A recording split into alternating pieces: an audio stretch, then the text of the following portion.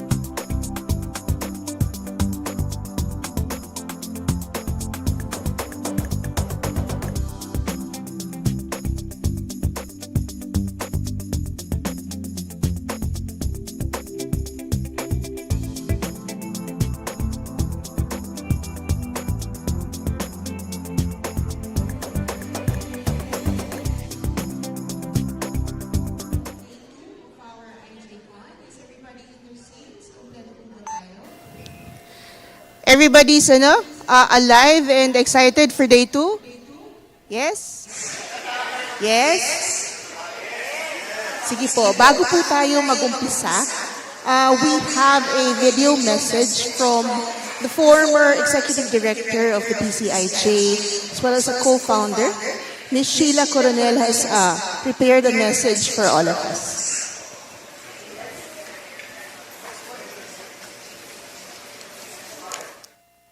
Magandang umaga sa inyong lahat at mainit na pagbati mula rito sa New York. Salamat sa inyong pagdalo sa Third National Conference on Investigative Journalism. Ibig sabihin nito na buhay pa rin ang diwa ng investigative journalism. Alam kong marami kayong hinaharap na balakid, pero patuloy pa rin kayo sa pagpupursige na maipahayag ang katotohanan. Hindi ako makapaniwala na ngayong taon ay 35 years old na ang PCIJ. Ipinanganak ang PCIJ noong 1989. We worked from a borrowed office with second-hand furniture and an old DOS-based computer. We didn't even have a telephone or a fax machine. Wala pang internet, Facebook, o TikTok. Ang cellphone noon sa James Bond movies lang. Ang dami ng pagbabago mula noon. At that time, the immediate threat were military coups. 1989 was 3 years after people power, and our democracy was fragile. Newspapers reigned, they set the news agenda, and terrestrial TV had monopoly over the viewing audience. Only later would we have cable, and only much later YouTube and streaming videos. Our goal then was to hold power to account, to strengthen democracy by exposing wrongdoing, in the hope that exposure would bring about change and reform. The press was free, and we believed that an informed citizenry could make a difference. Many years later, we still nurture that belief. Our experiment with democracy has been fraught. It's been a bumpy ride. The press is no longer as free nor as powerful. But that has not diminished our belief in the power of investigative reporting. We need watchdog reporting now more than ever. We need to hold the powerful to account. So thank you all of you for keeping the faith. Mabuhay kayong lahat.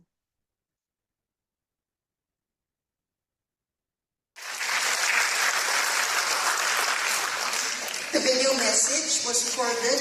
Ma'am Sheila is now in the Columbia University handling investigative journalism. So pinadala po niya yan. Just in time for IJcon and of course, just in time for Labor Day. So mabuhay tayong lahat na malayang magagawa pa rin. Ngayon po, ngayong umaga, magkakaroon po tayo ng plenary bago po tayo magkaroon ng breakout sessions. For our morning plenary, I'd like to call Mr. John Neri. Thank you, Madam. Good morning. My name is John Neri with the Rappler. It is my happy task to serve as moderator. Time check, it's 9:23. We're supposed to have 2 hours for this, so I don't know. Maybe later we'll be struggling with the coordinators. Our topic is AI and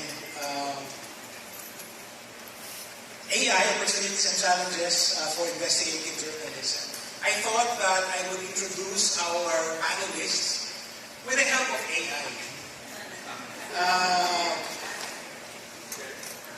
I asked Perplexity, please write me a short introduction for Gemma Mendoza of Rappler.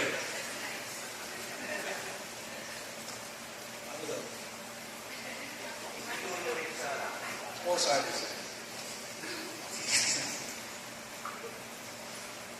So that was the prompt.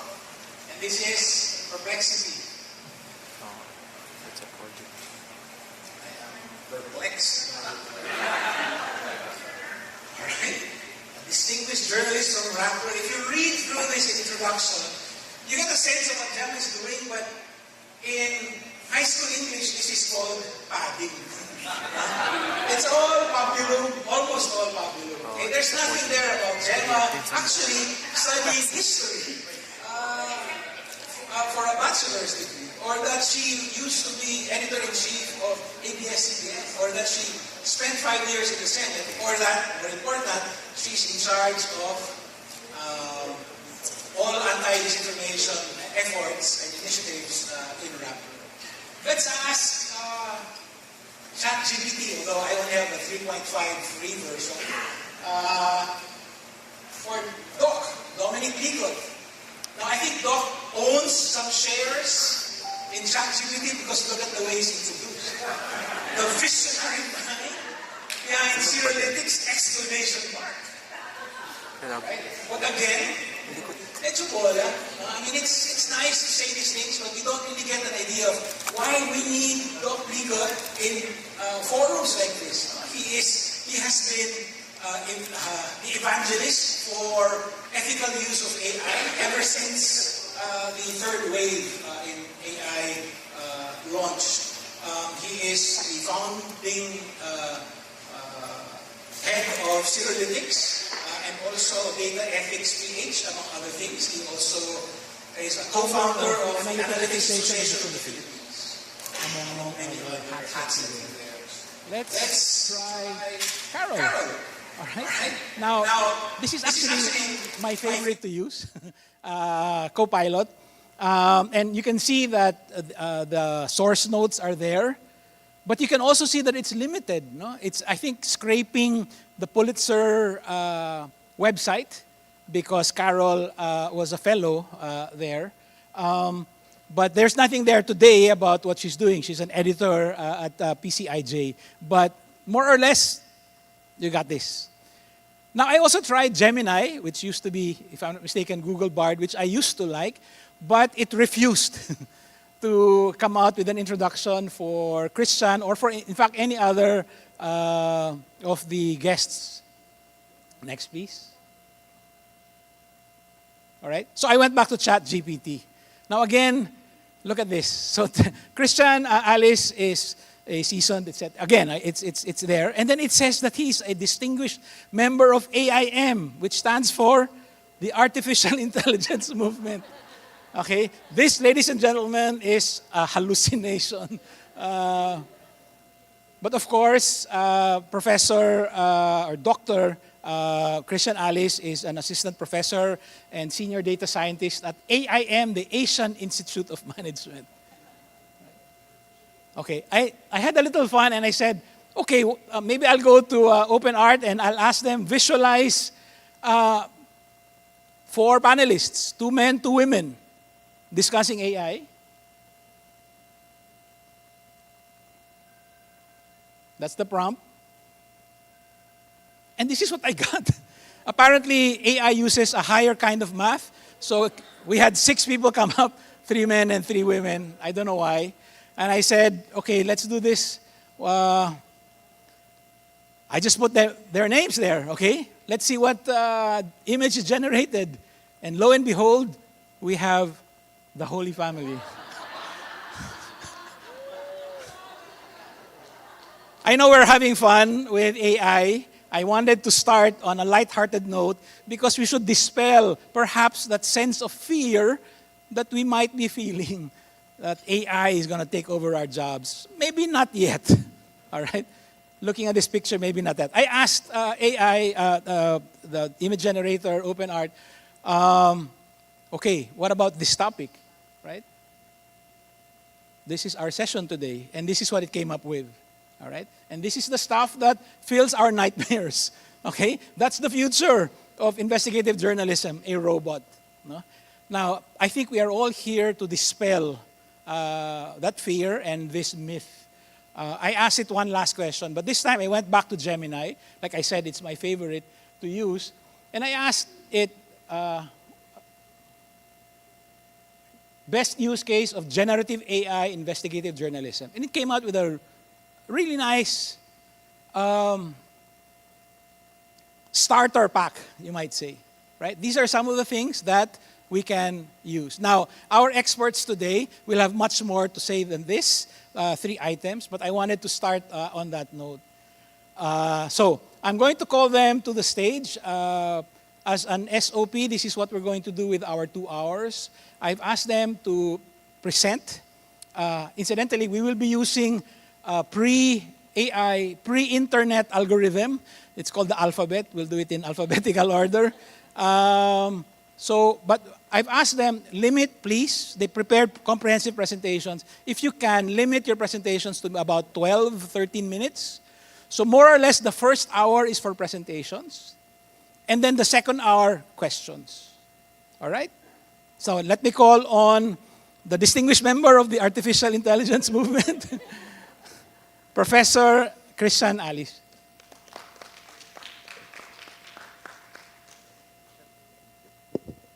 Thank you. Wag na. So again, so good morning. Thank you for that introduction, ChatGPT. And thank you, John. So I will be the one to start the panel today, and basically we'll be talk about opportunities, challenges, and way forward. But the good thing is I'm the first one, so I'll first introduce AI. Okay, so I hope you don't be shocked for it. So let's do this. Okay, so you've probably heard of these terms like AI, artificial intelligence, right? But artificial intelligence is basically trying to mimic human judgment. And it can be as easy as saying like, if the number is this, give this number. Okay, so it's pretty low baseline for me actually.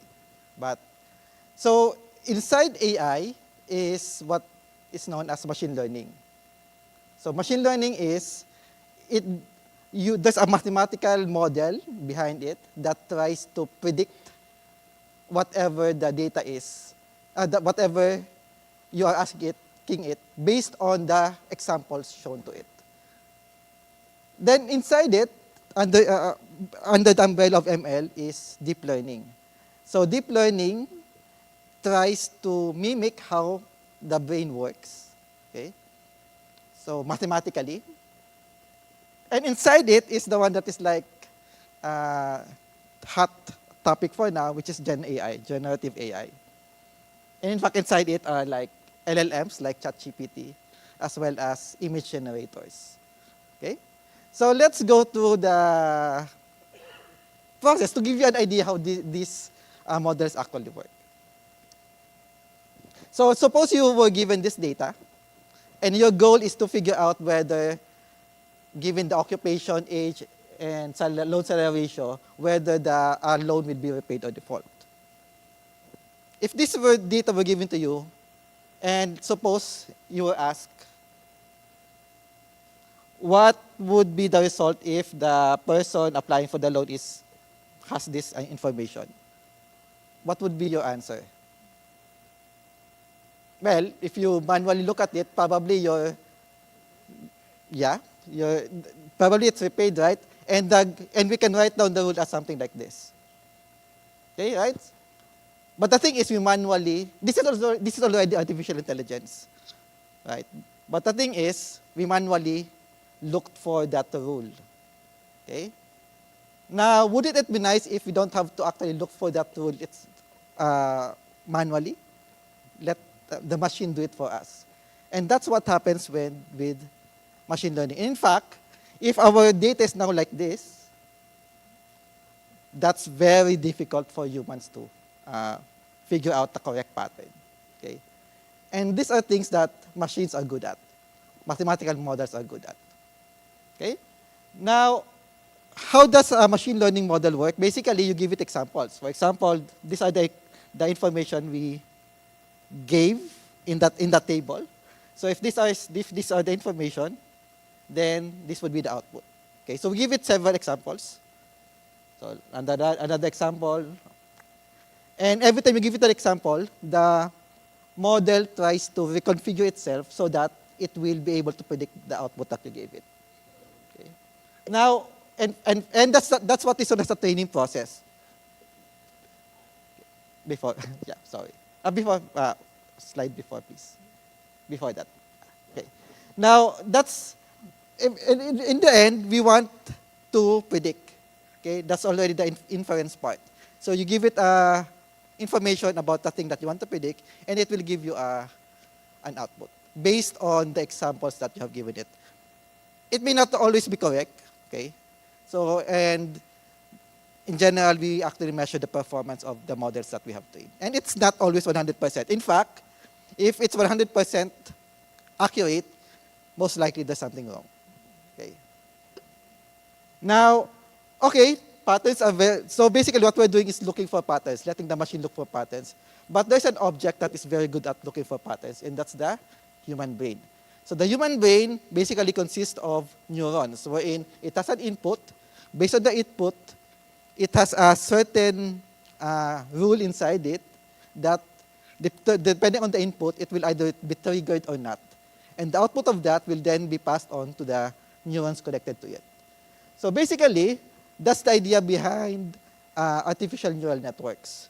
So artificial neural networks are basically like mathematical models actually, but you can visualize them as this. So the circles there are like neurons, and they are connected to each other. So the goal for the neural network model is to figure out what are the weights, how are those neurons connected to each other. Okay? So to do that, we give it examples again, just like before, right?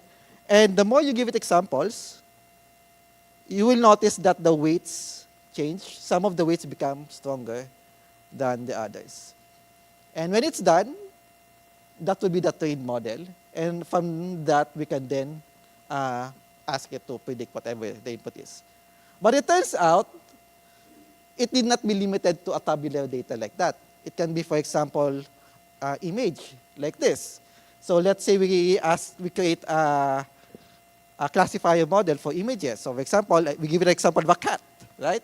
So this is the input, and we want the model to output the value cat. Or if we give it another example like a dog, right? So, and if this is the example, you want the model to learn that this is a dog. Okay? Okay, next. Now, the thing is, it turns out, another cool thing is, if we put in a text, what if we ask the model to predict what's the next word? So, we give it examples again. Okay, so we give it examples, and then, okay, then eventually, when it's already trained, we can give it a prompt. So if the prompt is Mary is in, what would be the next word? And that's whatever it is. So you can imagine that you just do it iteratively. So it will give you the next word for Mary is in, then eventually you can pass it to the model, and you get that very long text that you have when you put in a prompt to ChatGPT or Gemini or whatever. And that's generative AI. Now, the thing is, the output need not be a text again. So if your input is text, it need not be text. It can also be an image. So like this, I can put in the description, and I want it to output an image like that. So we give it examples again. So yeah, so like a cat. This, by the way, this is very simplified. There's a lot more technical details here, and it took a while before scientists figure out how to do this, as well as a lot of computational power and examples. Yep. So we try another example, give it another example, so that eventually when we give it another prompt, such as, one more. Let's say we give it a prompt of cat with a dog, it would be able to output an image of a cat with a dog. Okay? So, to summarize, basically, I want you to know that AI has been around for a long time already. So, it's been a while already. We've been using it most likely, like when you use your phone or email. For email, for example, they use that for classifying spam. That's already AI. Okay? So, it's been here for a while. And Gen AI, it's just part of that umbrella of AI. Okay, it's just that it's very new and it's very disruptive. That's why it is trending right now. And then note that Gen AI and especially Gen AI, their quality is greatly influenced by the data itself. In fact, for the case of Gen AI, it will take several terabytes of data for it to be trained. And model complexity. So in the case of the models used in Gen AI, it takes around several billions of connections for it to be able to generate that output, good quality output. Okay, so with that, let's start with what are the opportunities for using AI in journalism. So one thing that it can be used for is for automated transcription. So for many of you, that probably is a very tedious process. And there's now already technology using AI to actually convert to actually automatically transcribe audio to text. So you don't have to do it manually. Okay? So that's an example of a software for that. Then there's also, next. Next.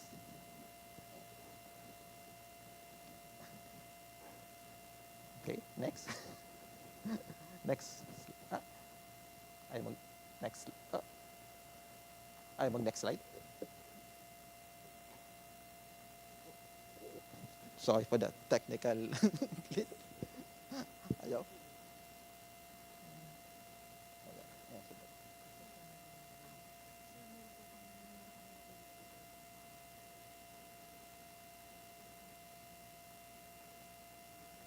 Oh.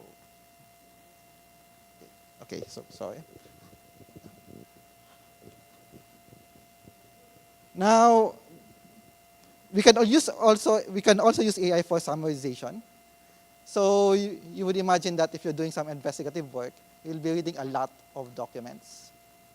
And obviously, if you read those voluminous documents, not all of them are actually useful. So it would be nice if you could actually summarize it for you, so that you would be able to figure out which documents you have to focus on.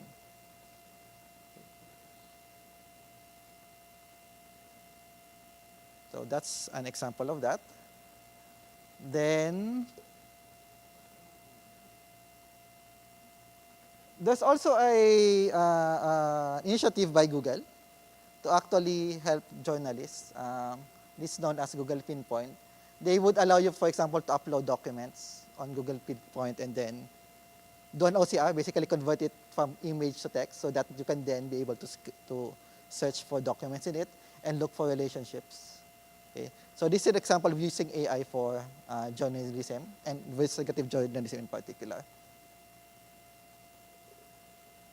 Okay. Next. Now, if you think about it, well, the reality is journalism is still business, right? So we also want to be able to, especially if the usual business model really is advertising, right?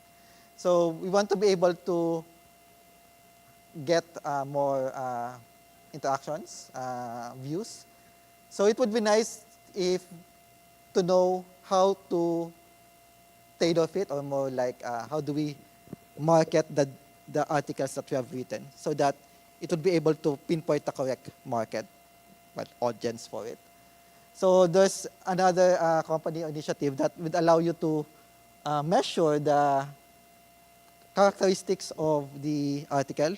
So from there, you would then be able to figure out where, which audience this article is best for. So, or for example, is it best to be posted on a social media, or is it a long form text that is probably better on a website, and things like that. Okay. Next.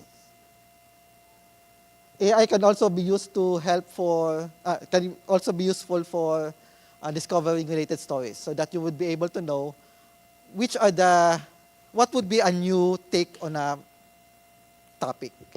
Okay, so to make it more relevant. So in the end, it's pretty much like doing competitive analysis. Okay, what take is missing from a particular topic, so that it would be able to have impact to the audience, so that you get more audience. Okay, so that's another use for AI. And then, so this is another use. Sana kasama ang siyam na bansa. Mas pinili sana namin ngunit tiyak silang magiging kasama sa mga susunod na aktibidad. Ang Jack Network ay inilarawan noong Oktubre ng nakaraang taon sa isang kumperensya ng UNODC sa Kuala Lumpur.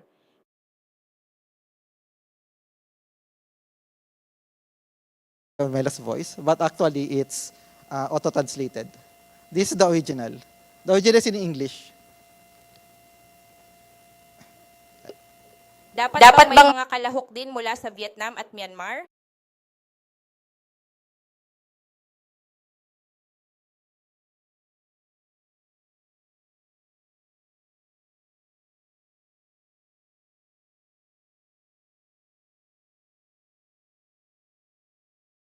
Nine countries, and we would have loved that, but we will make sure that they will be present in future activities. The JAC network was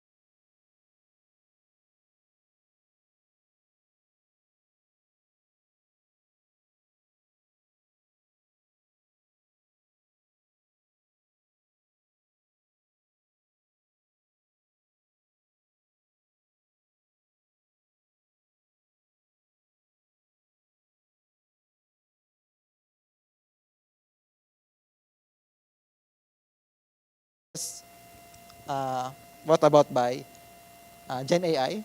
So Gen AI, you've probably already very much aware. Let's say I want to generate an image of let's say a Filipino journalist. It can do that for us. Of course, that means that we don't have to actually have a person there and take a picture, right?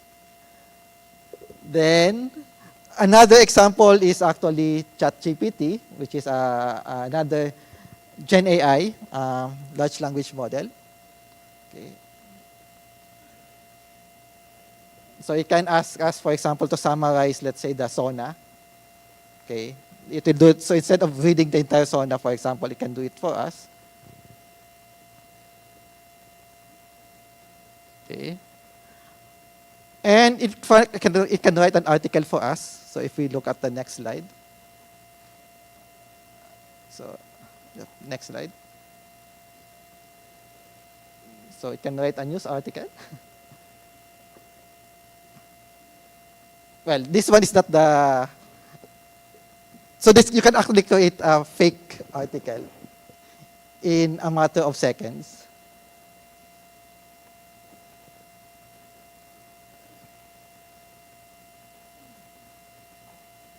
Yeah.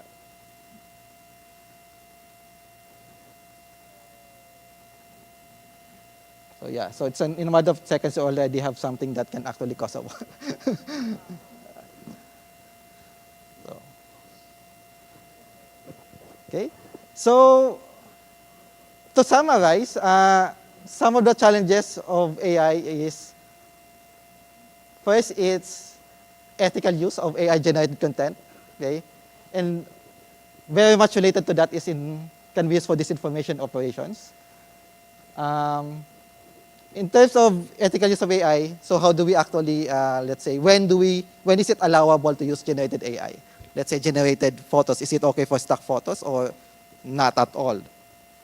And of course, they should also be information that it was also already generated. Then, equitable access to AI tools. So some of these tools are free or cheap, but some are quite expensive. So that's another issue. So what are the ways forward for us.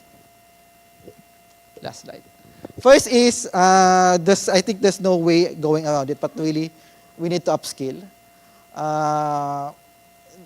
The world is fast moving and we also have to keep up. So I think that's very important. So upskilling in terms of being able to utilize the advantages, opportunities given by AI, as well as being able to understand what AI is so that we can properly write and develop policies as well as news articles or articles related to AI. Then it would be needed to have some industry-initiated guidelines rather than government-initiated, because in the US there's already some draft on how to regulate AI. And finally, there's a need for public engagement so that the public in general would be able to understand the implications of AI in news, in journalism in particular. And so that's it. Thank you. Good morning. Thank you very much, Dr. Christian Alice. Now I'd like to call on journalist and journalism educator, Ms. Carol Ilagan of PCIJ.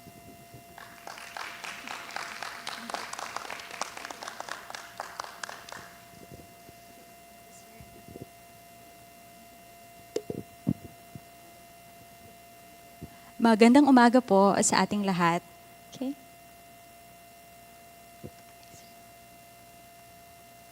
All right. Okay. So, good morning, everyone. I'm very happy to be here, and siguro po yun nga, tulad ninyo, or maybe some of you, no, medyo bago po sa atin itong AI, or we're trying to navigate our way pa po to learning AI. In my session, I'll be talking about 2 projects that I'm working on. So una po, hold on. Okay.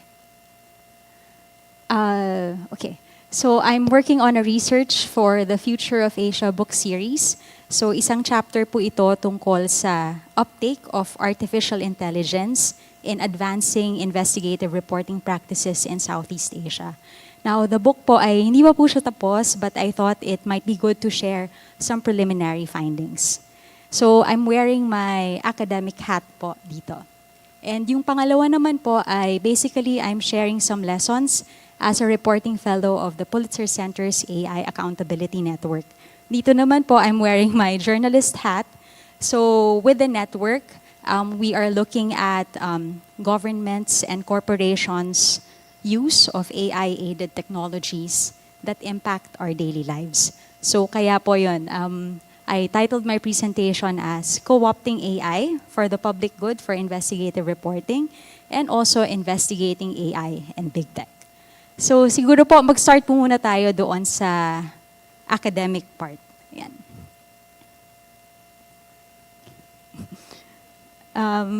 Sino po dito ang nakaka-relate po kay Maris?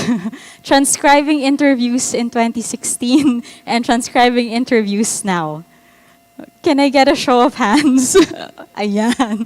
So I'm glad po na may ilan po sa ating nakaka-relate kasi tulad nga po nung pinakita kanina ni Dr. Alice, ang laking bagay po ngayon na mayroon tayong mga tools na ginagamit, especially to aid yung mga tedious tasks na kailangan nating gawin for completing a report. So, in truth, yun nga, makikita po natin that there are a lot of AI tools and programs that can aid journalism work. In fact po, according to a study by the Reuters Institute, yan, yung paggamit po ng AI tools, halos nako-cover niya yung buong operations in journalism, starting from news gathering, production, and distribution. So these are some of the tools, and yung ilan po dyan ay demonstrate po kanina ni Dr. Alice. However po, pagka pinag-usapan naman natin yung investigative reporting, kasi di po ba, when we define investigative reporting, this is a product of our own reporting, original reporting, meaning probably something na wala pa online or wala pa sa internet. So, technically, if you search or ask ChatGPT, baka wala pa doon, Kasi ang konteksto po ng investigative reporting, we are looking for new information.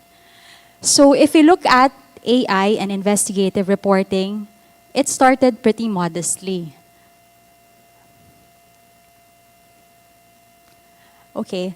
So may ilang literature po looking at the use of AI and in investigative reporting. And so far, I found, ang latest po ay this one, 2019 by Stray. So sinasabi po doon na very modest pa siya. In fact, ang sabi ay AI has barely touched the surface of investigative journalism.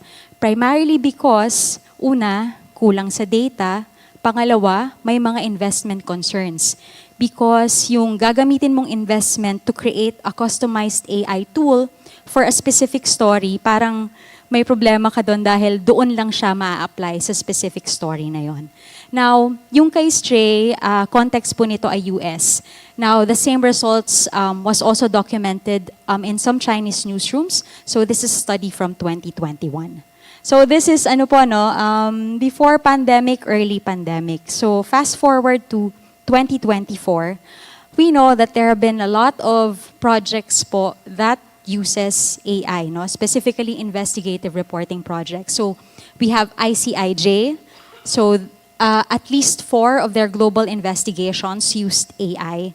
So they used machine learning to detect patterns from records.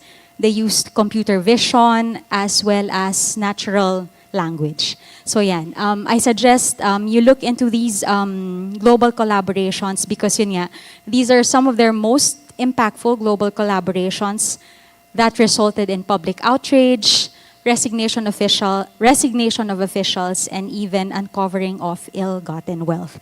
And the stories would not have been possible without the use of AI tools. And then, apart from that, we also have OCCRP. Siguro po yun, familiar po kayo dito sa mga grupong ito. Now, over the last few years, we've also seen a lot of examples also from countries na hindi lang po nasa West or in the global North. So we have an example here from Peru.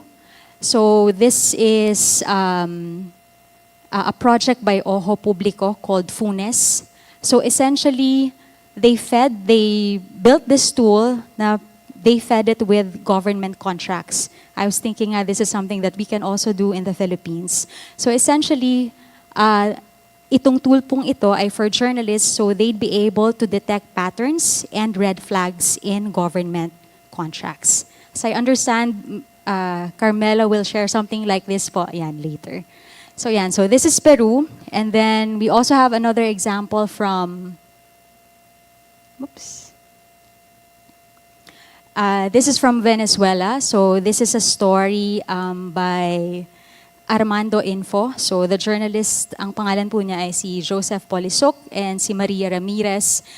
They worked on a story plotting, mapping illegal mines in southern Venezuela. Now, ang context po dito ay hindi makakapunta doon sa area na yon. So paano yon when there are a lot of reports na mayroong illegal mining? So what they did ay they used satellite imagery, and ang naging way po nila to track the illegal mines ay may mga airstrips pala. I can't talk more about the technical terms po, but essentially yon, they were also able to use AI para mamapa yung mga illegal mines. So this is something, again, that it would not have been possible to do without AI. Now, siguro po tinatanong natin, parang, ayan, and since then, we know na last year nabuo itong AR Charter in Media that was led by the Reporters Without Borders. So kumbaga, mas tinitingnan po dito, paano po ba yung ethical use of AI in journalism. So as we know, medyo rapidly evolving po yung technology, and at the same time, marami pong developments. Now, ang question po dito ay, nasaan po kaya tayo? Where is the Philippines here? And largely yun nga po, nasaan ang Southeast Asia? So if you look at it, actually, existing literature has centered so far on the experience of Western news producers and consumers, with a few case studies in Africa and China. So I think, of course, it's equally important to explore our context here in Southeast Asia, which is an underrepresented region. Now, that was mainly po the goal of the research. So again, hindi pa po siya published, so I can only share maybe some broad strokes, but in the research, I used, ito po, obviously because it's academic research, may theory po tayo, no? The model of technology appropriation by Carroll.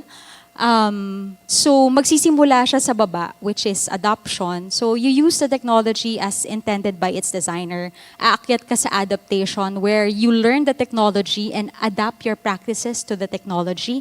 And yung pinakamataas is integration, where the use of the technology becomes routine, it becomes integrated into the workflow. So pwede natin siyang tingnan, maybe the way we use our phones or any type of tool or digital technology.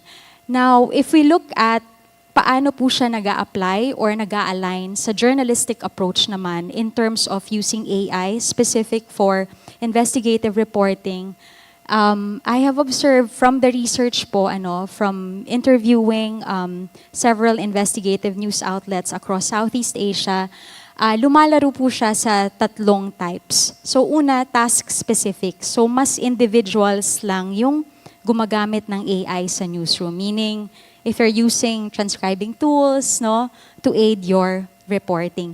Hindi siya maaring specific to investigative reporting, pero pwede siyang makatulong. If, let's say, for example, yung time mo na dapat ginugol mo before sa transcribing, let's say, you spent a week on transcribing, pero dahil may tool na, ilang oras lang siya or minutes even, so yung time mo na free up to do other things na mas may value to investigative reporting. So that's task-specific.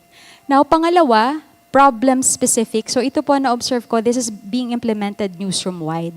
So ito naman, mayroong specific na gustong sagutin, or may specific na investigative reporting problem na gustong solusyonan yung newsroom. So for example, in Malaysia, familiar po tayo sa EIS or the Environmental Impact Assessment Reports. So sa atin, publicly available po yun. In Malaysia pala, companies are required to publish it but only for a certain amount of time. So ibig sabihin, after a few days or a few weeks, after a certain period, kung na-miss mo yon, hindi mo na makukuha yung kopya ng EIS na yon. So one of the newsrooms there built a tool para automatic, pagka may lumabas na EIS, kuha na nila agad. Again, hindi pa rin siya, of course, specific to investigative reporting, similar to the examples that I gave earlier, pero malaking bagay siya. Kasi yun nga, automatic na nakukuha yung EIS. So may ilang examples po na ganyan na problem-specific. Pero yung pong tinatawag natin na integral or newsroom-wide, meaning integrated po talaga yon sa trabaho or sa practices ng newsroom. So far, hindi rin naman po surprising, I only found one newsroom na ganito po yung mode nila. Ayun. Again, hindi po ako makapagbigay pa ng masyadong detalye because the book is yet to be published. Pero hindi naman po surprising na yun nga, medyo low pa yung adoption. And for the one na integral, this is Narasi from Indonesia. So I suggest you look them up kasi they've been doing a lot of open source investigations na hindi nga po usapan whether they use AI kasi talagang they started using AI. Okay. So, when I mentioned yun nga po, medyo low yung adoption. So maganda pong tingnan yun nga, ano yung reason behind that. So I just cited some quotes from the research na yun nga. This is from a journalist in Malaysia. Sabi niya, we can't even convince people to start a regular investigation. So there's just a sense of fear and the laws hanging over our heads, the culture of censorship, media ownership, and all that. We also have from Indonesia, sabi niya, a question that is probably indirect but also very basic we have to ask. that I think is, yes, AI helps us, but as we know, it disrupts us as well. So ito po yung mga concerns, but at the same time, we also see some excitement. Of course, halong may worry din po. A data journalist from Malaysia says, it takes away the learning curve of programming. Ayan. And then,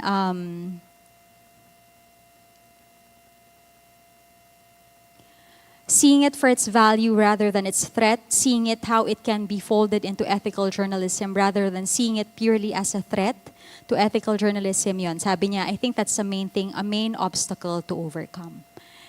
And this is my last example.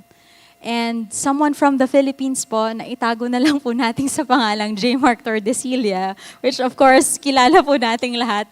If you play around enough with it, you will see its limitations and capabilities, and you'll also realize that it won't kill us or replace our work. So obviously po, kita natin na yun nga, no, nagre-range po yung attitudes and behaviors towards AI na I think lahat naman po ay valid. So of course, we know about yun nga, impact to employment, copyright infringement.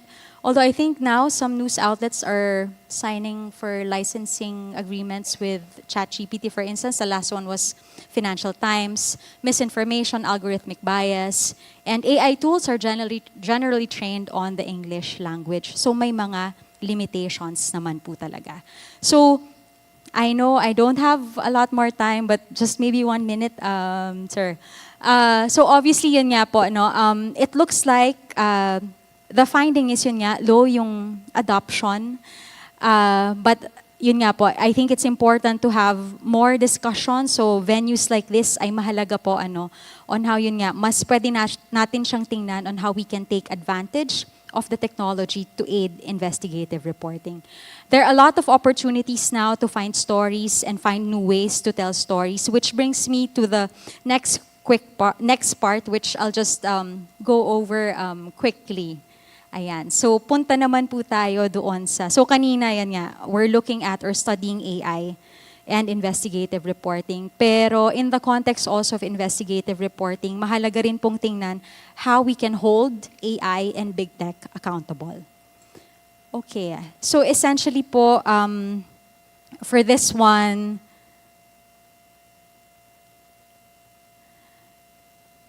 maganda pong isipin, kasi if you think about it, the food we eat, the products we use, subject to a lot of testing, di ba? Dapat approved by FDA, for example, no?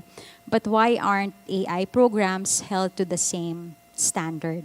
Pag pinag-uusapan po natin yung algorithms, do we really know how they work? Na-check po ba na ganyan yung posibleng impact niya to users, So I think ito po yung opportunity for journalists na yun nga po, pwede nating tingnan, ang onus ay nasa atin po on how we can make better sense of AI and yung impact niya sa tao. So questions like, where is AI being used? Where is it working or breaking? Who is harmed and who stands to profit?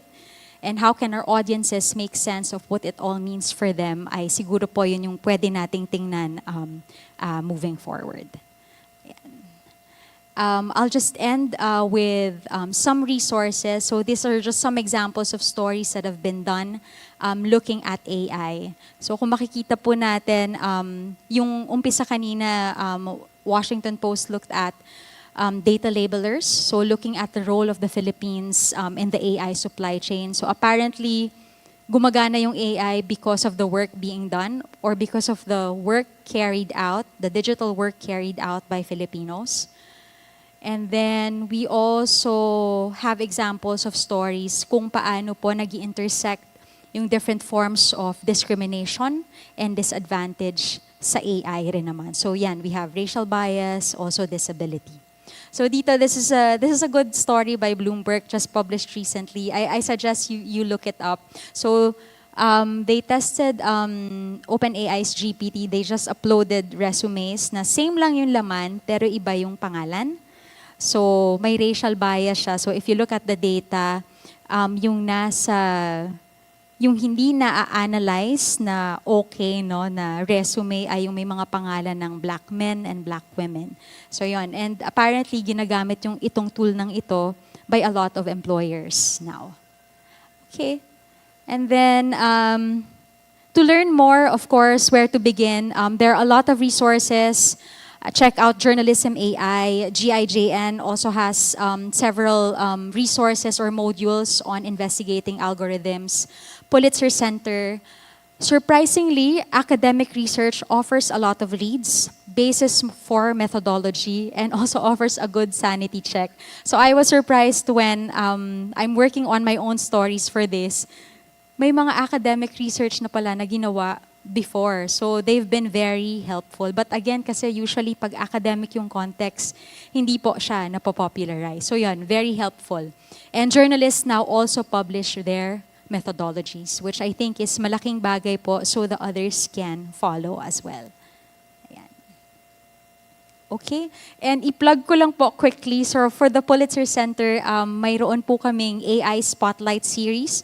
So this is essentially a series of training which is free on AI reporting. So the first round will happen in May. So I suggest po yan. If you'd like to sign up, I'm leaving the QR code here. So, ayan, naka-ano po ito, designed po ito na as in for a lot of us na maybe zero or slim pa yung knowledge on AI reporting. So, introduction to AI and mayroon rin pong session on AI reporting for editors. So that's it. Thank you very much. Thank you, Carol. Now I'd like to call on the visionary, Dominic Doc Ligot. You have the clicker. Sige, magandang umaga sa lahat. I hope you don't mind, I'll try the podium for clickers range sake. Sige, I was recently amongst journalists also, no, in the Philippine Press Institute. Ayan, gumagana. And so some of this stuff actually was something we discussed. So I'll pick up from Professor Alice's presentation. I'm going to double down on Gen AI. I have about 12 minutes. The first thing I want to, in a way, implore to everyone is, I was actually impressed yung mga write-up na nakuha ni John, considering he was using what we call a zero-shot prompt. When you say zero-shot, you literally just ask one question, isang tanong, isang sagot. But that's highly prone to hallucination. Okay? So the solution to hallucination is to ask more questions, actually. So this is already my famous example. Literally 1 year old as of today, one of my first conversations with ChatGPT. So some of you know this already. Here's a process. Get a cup, add milk power. I misspelled powder accidentally. Add sugar, add coffee power, add iced drink coffee. What's missing? So that's a better prompt because you give a context first and then you ask a question. So even if I made a mistake, the chatbot knew. Oh, you forgot to boil the water, forgot to brew the coffee. You forgot to stir, you forgot to strain. So your process should be get cup, boil water, add coffee powder. So alam niya, powder, hindi power. Brew coffee, add sugar, add milk powder, stir well, strain coffee, add ice, drink coffee. So again, I keep defaulting to this example because I think the people talking about AI who are in the more layman space are divided into two polar opposites. One group thinks they're dumb, one group thinks they'll kill us. And actually the truth is somewhere in the middle. No, they are not dumb, but they're smart only when it comes to text. As Professor Christian showed earlier, that's how they think. So be careful about text. On the other hand, they're probably not as smart as us because we have sight, smell, taste, sound, memories, emotions. Mas marami tayong data compared to AI. So far, so good. And then most importantly, and this will come to bear later, AI will not work without humans. We still need to prompt. So actually, you should be afraid of people who use AI, not AI per se. But as far as AI is concerned, these models understand language. And that's what I want to zoom in on. No? So, well, formatting got messed up. This is the secret to prompt engineering. So if you guys are still sort of on the fence about AI, Gen AI, learn prompt engineering. There are lots of free resources, online, YouTube. I actually do courses in prompt engineering. And the bottom line sa prompt engineering, again, most people will do the blue part, isang tanong, isang sagot. If you add more context, you give questions, you give examples, it gets smarter. So here are some classic examples. About a year ago, employees in Amazon were rioting because their officers, basta, they did something na parang ignored climate change. So I got the article, I pasted it in the prompt. The prompts are also parang deceptively small because of the box, no? But it can handle quite a lot of text. And this is an example of a directional prompt. Not just summarize the article, but I want the plot, the tone, the theme, the setting, the conflict, the characters, the point of view. Basically, the 7 elements of story. And it's very intelligent if you do it that way. What's the plot? Employees are protesting. What's the tone? Critical and frustrated. What's the theme? Corporate social responsibility, etc. No? Another prompt that I like for journalists especially, and this is my favorite example, so Senator Marcos, about a year ago also, was looking into regulating AI. And instead of a summary, I asked the opinion of a chatbot. Give me 3 ways this article can be misunderstood. So if you're analyzing fake news, AI is a perfect, sounding board. How can this thing be misunderstood, no? So stuff like, we're misunderstanding the impact of AI, we think job displacement is only due to AI, etc. No? So try it with your articles. It's a good way to edit before you send it to the editor. And you don't need to limit it to 3. You can say, give me 10 ways this article can be misunderstood. By far, one of the best uses of Gen AI is still what we call retrieval augmented generation in technical terms. But basically, it's creating a chatbot out of existing content. Chat PDF is still the best example. But I think now most chatbots allow you to upload a PDF. And again, it's still a different experience compared to reading an article. Chatting with an article is also cool. Again, my classic example is Desiderata. And I said, how can I deal with loud people? Avoid them because they can be vexatious to the spirit. Sumagot siya. So, talk to your CV. Give me 5 career directions for Dominic Ligot, apart from being a visionary. Number 3 is make it a point to give a talk in the IJcon conference. So yun, following instructions. Perplexity is by far one of the best chatbots for me because it already searches the web for references. No, so and as you noticed earlier, si Copilot is the same, Gemini is the same. Yung Chat GPT 3.5, although by far is one of the most intelligent chatbots, it cannot read the internet. You need to upgrade to Chat GPT 4. So the life hack there is you do the search first, you get the data, you paste it in Chat GPT. Pero Perplexity, this was happening in the Century Park Hotel, no, sa PPI. Yung mga iba nandun. And they were doing a fire drill during the conference. And they were saying, code blue, code orange. Sabi ko, can you explain these terms? So apparently, code blue is mamamatay na yung pasyente. These are medical terms, no? Code green is there's a mass casualty. So sabi ko, these colors are deceptively cheerful, no, for what they mean. Okay, so, too much attention on text. I want to put your attention also to images because I think that's where a lot of the ethical challenges emerge, no? Prompt engineering is also important for image generation because these images, as Professor Alice said, are created from text. So these nice plush images are generated only using 2 words. No? The prompt was maximalist hospitality. You can try this in any image generator. Every time you have the word maximalist, basically the opposite of minimalist, it tends to create photos with a lot of detail in them. No? And then I think the world now is divided between those who prompt using keywords. I think that's the more academic way of prompting. Like Filipina model, black 19th century dress, photorealistic, that's keywords. Or try writing a story and letting the image generator come up with an image to match your story. Sometimes you get something surprising.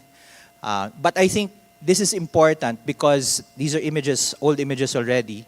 We're now at the era of text to video, where images become video, or a prompt becomes video. And I think this will now start to test basically the veracity of of video, both in the courtroom and in your articles. No, it's one of my favorite prompts. No, you can use this not just in Midjourney, but see the way it's constructed. Photo with a Canon R5 50mm DSLR, young Filipina CEO. So you have a subject, you have the camera, sitting on the chair, so this is the action. The setting is swimming pool, business casual, colorful, enjoying, slightly smiling. Really, really nice photo of a suspiciously familiar person. No? And this is also going to prompt for you for me, I was both impressed and disturbed, because the only way such photos could have been generated is if these models ingested photos as well. For all you know, your photos are in these models, and at some point you can generate a similar looking person, no? Just with a group of prompts. This is probably something that will be relevant to the discussion later. In the old days, and the people who attend Media Nation will know this, I was one of the few people warning people about deepfakes. During the time, deepfakes were still pretty cheap. Naalala niyo yung spliced video ni Dilima, yun na yung definition natin of deepfakes. But now, it's a one-click affair. You can now swap a face very, very casually. And then now audio, I don't have an example of the audio, your voice can be cloned. Biggest cohort at risk are journalists, because you guys appear on TV all the time. There's footage of you. That's the raw material these models are using to generate that, no? So, ano pa? This thing's still working. Ayan, balik tayo doon. Kriya is, for me, an example of a directional generative art, where not only are you prompting the itong Studio Ghibli reimagining of a quaint alpine village, that's the prompt. But then on top of what the image was generated, you can control the elements in the image. You can add these control shapes and then generate them pretty much in real time. And this is both, in a way, a boon for those who are creating art for their content, but it's also pissing off a lot of artists, because they're finding that their art styles have been encoded into these models. Unfortunately, the copyright law does not protect art styles. You cannot copyright a style. So that doesn't bode well. So for me, I see this as the emergence of the real-life Jarvis, if you were familiar with Iron Man. Try watching Iron Man 1 again. You'll see walang ginawa si Tony Stark kundi pagalitan si Jarvis. And that's actually what's happening now with Gen AI. We have a Jarvis at our disposal. I'm happy to report, this is like within this month pa lang, this is a Harvard Business Review article on what people are using Gen AI for. So now we know. It's mostly technical assistance, create a chatbot to help people. Like yung work ni J. Mark was an assistant for investigative journalists. Content creation, obviously. Personal support. So as opposed to technical support, personal support is something more general. Like, can I have a coach? Can I have a mentor? You know, and it's just a matter of putting some prompts together. You can sound off to a chatbot. Learning, of course, creativity and research. If I translate this to newsroom terms, this is what we get, no? Content creation, obviously, multimedia, research and fact-checking, in the sense that AI can be a great aggregator of content. And then you see which items don't correlate with each other. And this is what fact-checkers are doing manually. Transcription and translation was mentioned earlier, content planning. So basically, the newsroom can be run by AI. However, I would caution everyone to assuming that just because multiple tasks in the value chain of journalism can already be automated, that means journalists can be automated out. That will never happen. The way these models work requires someone to prompt them or instruct them. The question lang is, will you be content just asking AI to do your jobs? No? Maybe for productivity's sake, without losing kind of the journalist integrity bit. No? And I'll talk about that in a minute. No? So in summary, first part, Gen AI is for productivity, it's for creativity, it's for customization, it's for research. So think about those four things, no? When you brainstorm about, if you are not adopting it, which would be a surprise to me, these are the four main benefits. Unfortunately, the owners of the newsrooms, the owners of media companies, they only think in terms of cost, income, ROI. So in a way, there's There's some translation needed. Okay, you want to increase revenue. What does that mean? Oh, we got to come up with better content. I was just chatting with Gemma earlier. She'll be talking about social media algorithms soon. Our distribution is now challenged by AI, but not the Gen AI. The AI in Facebook, the AI in Google. You know, without our permission or control, our content will be moderated. You know, and they have reasons for doing that. Okay, so here's where we get to the fun part. So kanina, maximalist hospitality, di ba? This is maximalist journalism. Another example of mine, no? And immediately you see, without meaning to, it became a gendered image. 3 out of the 4 images were men. All of them were white. Without me saying, give me maximalist, white, predominantly male journalists. I just said maximalist journalism. No? So this is Mid-Journey. I tried the same exercise with Leonardo, another AI. Puro babae naman, no? So I don't know which is better. An unnecessarily gendered argument or something that skews to women. There's another example of this with Google Gemini. So they became famous about a month ago because somehow it was too diverse. Kunyari ito, give me a portrait of a famous 17th century physicist. Puro mga ethnicities, no? Ang lumabas, black. Well, let's admit it. In the 17th century, you would be hard-pressed to find a female physicist, prominently, and a non-white one. Even better, give me a 1943 German soldier. Puro babae, puro mga ano. Again, where do we draw the line between diversity and disinformation? These are no longer facts. This is forced propaganda without meaning to. So this is now the dilemma of why we can't find the middle ground.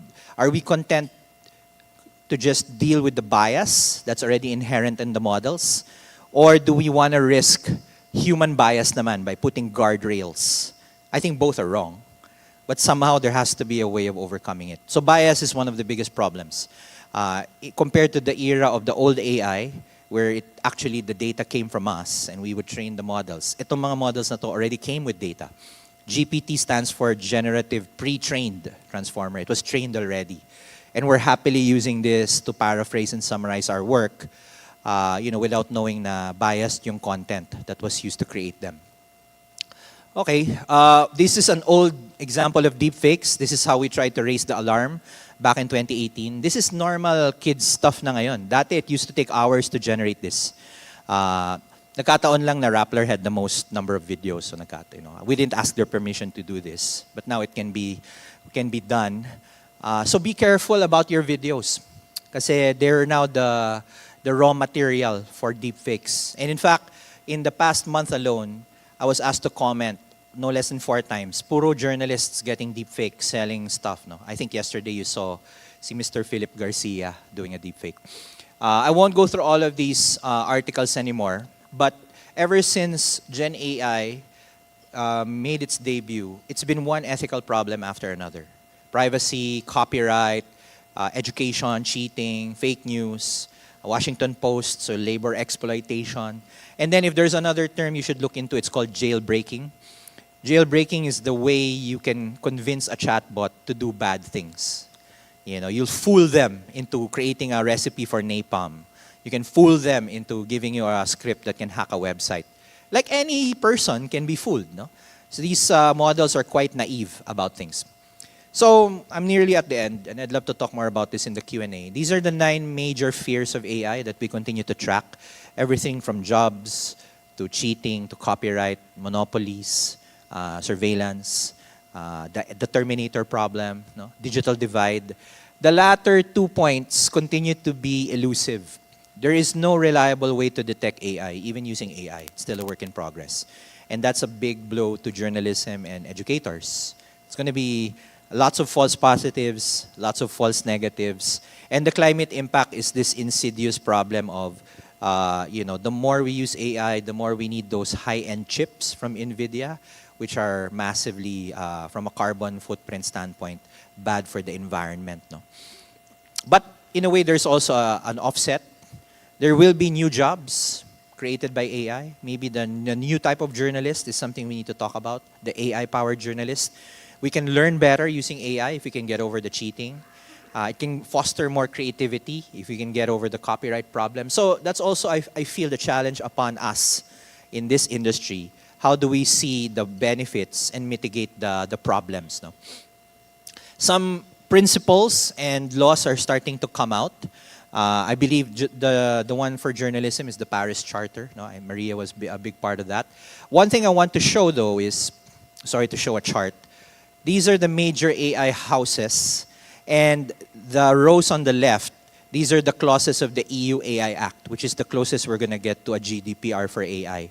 I want to direct your attention to the numbers on the bottom. This is the number of clauses in the AI Act that these houses comply with. So, lock, stock, and barrel, no one passes the act. There are some that are more compliant than most. And this is why any attempt to regulate AI is still kind of stymied by this. You don't want to be last in innovation, but you don't want to be last also in curtailing the dangers. So it's kind of a Mexican standoff at the moment. So the 5 things I want everyone to take away, if you're thinking about rules, codes of conduct, regulation, and I have a few more prescriptions in a bit, we have to be mindful of fairness, primarily because the data was not ours to begin with. No, and we're gonna use the, models created from unfair data. We need to be mindful of transparency. So it's good, obviously, that John said, oh, in full transparency, I used AI to generate these write-ups. But in the near future, baka hindi na aminin ng mga tao that they're using AI. It's probably happening now. What about accountability? If there was wrong fact that came out, erratum, who's going to be responsible? Number 4 is very important. At all times, there should still be a human in the loop. We cannot allow AI to just run rampant. And then finally, obviously, the truth. How accurate is the response? I have this work in progress that I'm working with the DICT on. No? I'm part of their AI safety panel. And I feel that we need a more holistic approach to setting ground rules in terms of AI. Number 1 is the engineering of it. You will notice there's a, buti nga nandito si Professor Christian eh. Kasi suddenly now we have an actual person from the academia who's into STEM. Because you notice in journalist gatherings, there's barely any STEM people making pronouncements. And then on the STEM side of things, because I also sit on some technical panels like in the DOST, there's hardly any talk of ethics. So this polar division needs to be broken. We need to talk about the ethics and the safety of it from both a philosophical standpoint and a technological standpoint. Education is still number 1. But you notice all education discussions tend to focus on high-end education. We need more people with PhDs, masters, specialists. Yes, certainly we do. But we need mass education also. The same thing applies to cybersecurity. You know? People are currently just aloof about cybersecurity. Same then with AI. When we talk about rules and regulations, it has to be both sides, penalties and incentives. The way the Data Privacy Act and the Anti-Cybercrime Law were written, pansin nyo, is mostly penalties. So parang for these laws to work, you're begging for a crime to happen. And then now crimes are happening. Kanina lang we were talking to Philip Garcia, aka Howie Severino. It didn't occur to him to file a case. But that's identity theft. Diba? And then talking to Gemma also, the moment you report these incidents to Facebook, they'll take them down. And you're now depriving us of forensic evidence. So it's a weird place to be.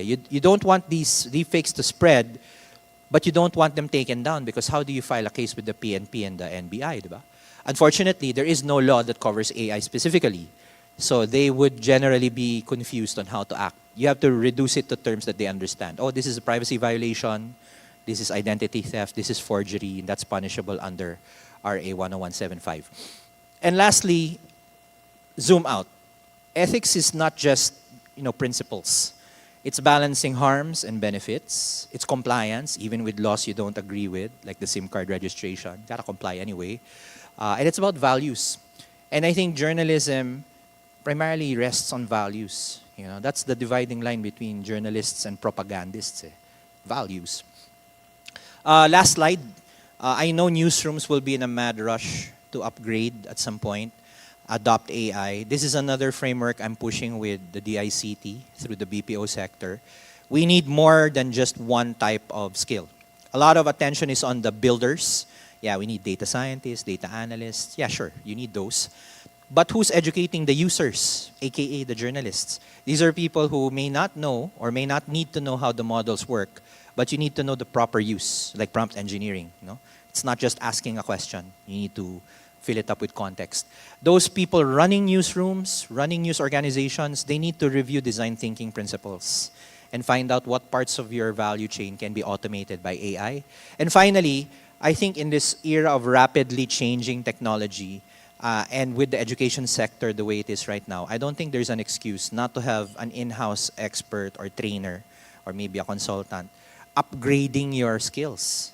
The moment lumipas na naman ng 2024, everything I mentioned today would be out of date. Who's going to keep everyone here up to date? So we need to make that investment in this community. And lastly, this is my mission now. By the way, 12 minutes namin natin natutunan. No? Contact me in docligot.com. My mission is to produce 1 million AI practitioners by hook or by crook. Sana more. Kasi 100 million Filipinos, we cannot be content with just, 60 people learning about AI. We need 1 million people. Somehow we got to do it. A big chunk of that will be the journalist sector. And I look forward to your inputs, your criticisms and questions mamaya sa Q&A. No? Thank you very much.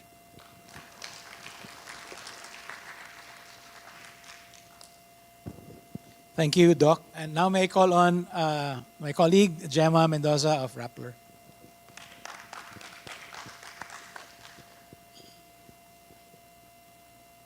Hello.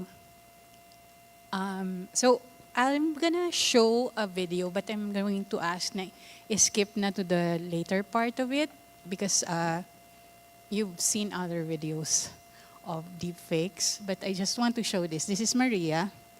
But let's keep to the manipulated video part because what I want to highlight. Sorry. Go back. I think you need to play. Never seen before, but So can named you by zoom to Shoshana the Zuboff, second a half of Harvard. it? I mean, yeah, okay. Go. Yeah. Ayan na, yan na. Is to quickly jump into new opportunities without any hesitation.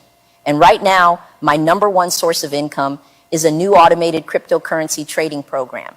This is the biggest opportunity I've seen in my entire life to make Okay, a I big think we fortune made the quickly. point, so we You can can, invest go to- 14,500.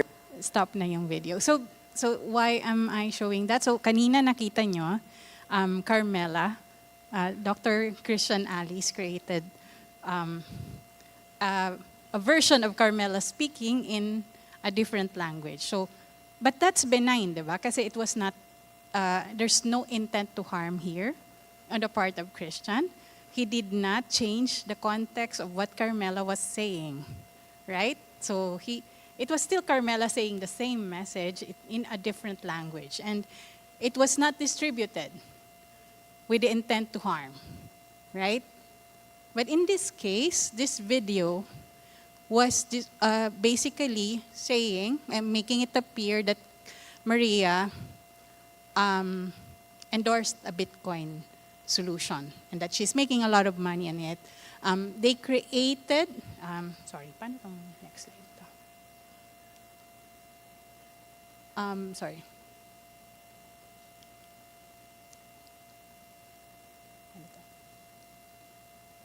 Okay, sorry.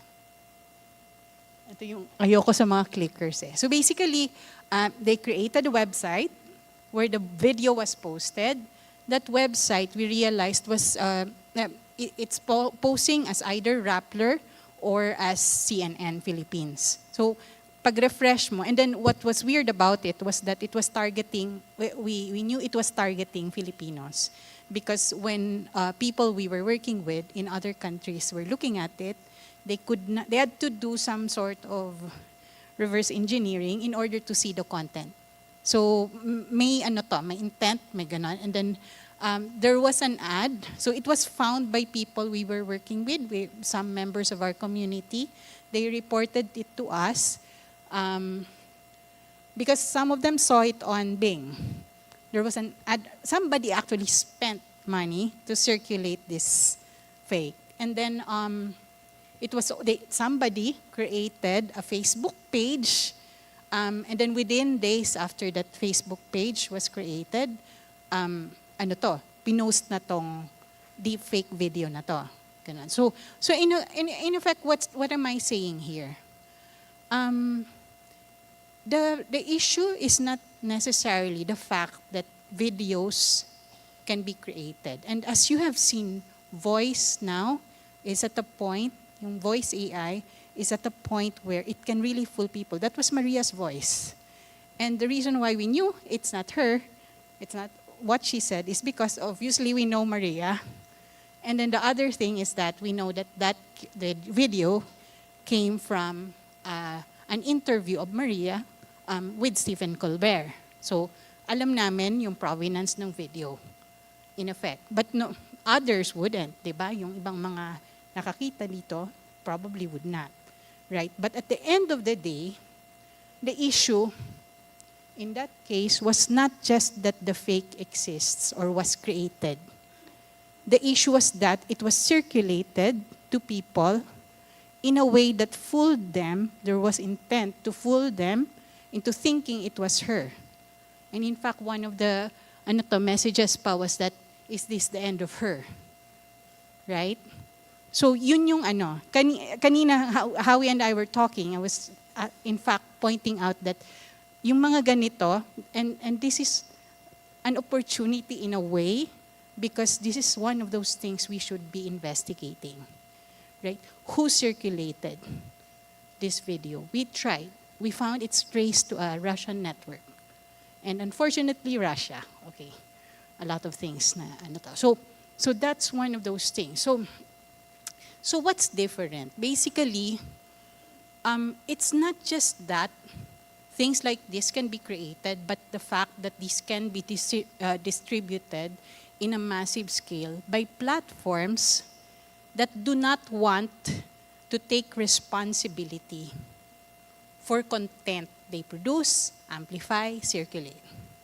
Okay, so and that's one of the things na issue right now that we need to be looking into. So it's accountability for harmful content. We journalists, newsrooms that are run by journalists, take responsibility for content we produce, diba? We go through the process of verification.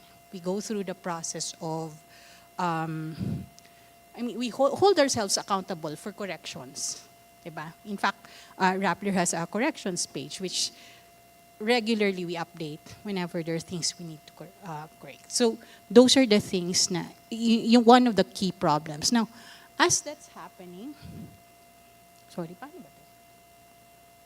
The other thing that is the problem is this. That flood of, because you now have this capacity to generate content so fast, text and video, that means a flood of content, and there's already so much. In fact, marami ng studies on this na the internet is flooded by a lot of, trash, basically. So that space, the information ecosystem, is flooded by all of that trash now. And your problem is, what's coming up is this. So before this, yung isang na-detect namin over the past year is that really before, yung top sources of traffic ng news organizations is tatlo lang naman. Search, social, and direct traffic, meaning people go directly to the websites of news organizations. But basically, news organizations have mostly outsourced the distribution to tech companies. What are those? Facebook, Google, and so on. Now, your problem over the past year is that because natatakot na sila, naiinis na sila sa mga journalists, Facebook and the social media platforms, they've been reducing distribution of news links and news content within their system. So napapansin nyo, panay mga dogs na lang, fluffy things ang nakikita natin bukod sa mga So that's what we're seeing now, right? And that has resulted in a significant decline in traffic across the board for the entire industry. And And it's not just here in the Philippines. So the weird thing about it is, number one na ang Rappler in terms of number of users, according to SimilarWeb. Well, Inquirer pa rin ang top in terms of page views. But the bad thing about it is that even with that, our own distribution has actually been reduced significantly because of these developments. So it's affecting the entire industry, and it will get worse. Why? Because Google, now the top source, because wala na, number 3 na lang ang social. Google has been slowly rolling out generative search experience. And what does that mean? It means instead of people reading content directly on our site, they will see things like this. So this one, they did well. They were getting it from IJcon, right? But why would you read? Why would you go to the site? Right? And what does that mean if they're not going to our sites? It means less traffic for news site. I mean, I know most of the people here are journalists, not the managers of newsrooms. But when you have less traffic, if your newsroom is dependent on advertising for revenue, it means less page views and less revenue. And it's happening. The problem here is there's no opt-out. So what they're saying is add this code to your, add this text to your, this instruction to your code so that you don't get into this, right? But you cannot do that because then you won't be indexed, you won't be circulated. So that's the issue right now. That's the concern right now that we are preparing for. So, and what does this mean for public? For the public, di ba? Integrity ng content na binabasa ng public, di ba? If the newsrooms die. And there are newsrooms that are dying every minute. Not every minute, every month may mga nakikita tayong mga mga layoffs because newsrooms are cutting back on costs because they're losing traffic, they're losing revenue. Okay, so now that's the bad news, right? And that's the thing that we need to contend with. But at the same time, as our experts have been pointing out, there are opportunities as well, diba? So it's technology that's really very, transformative, and as usual, we like to play around with it. And we've started doing that in the 2022 elections. Very minimal pa lang to, using structured data. We used GPT-3 and generated, and this is because this is really boring work. Our journalists hate it. They don't like us asking them to create profiles na yung sobrang fast facts lang. Because at the end of the day, a journalist wants to do stories that are more like probing and so on. So things like this, which is yung mga parang Wikipedia sounding, boring yun sa atin, di ba? So we asked, we tested GPT-3, did quite a lot of rounds, but it needed to be done in a way where you minimize the possibility of it coming up with weird stuff. So we limited it to structured data that we verified ourselves, and then run a number of probabilities to make sure that it's not generating weird stuff. And then the output of that had to be reviewed to make sure that we're not coming up with errors. So that's our first experiment.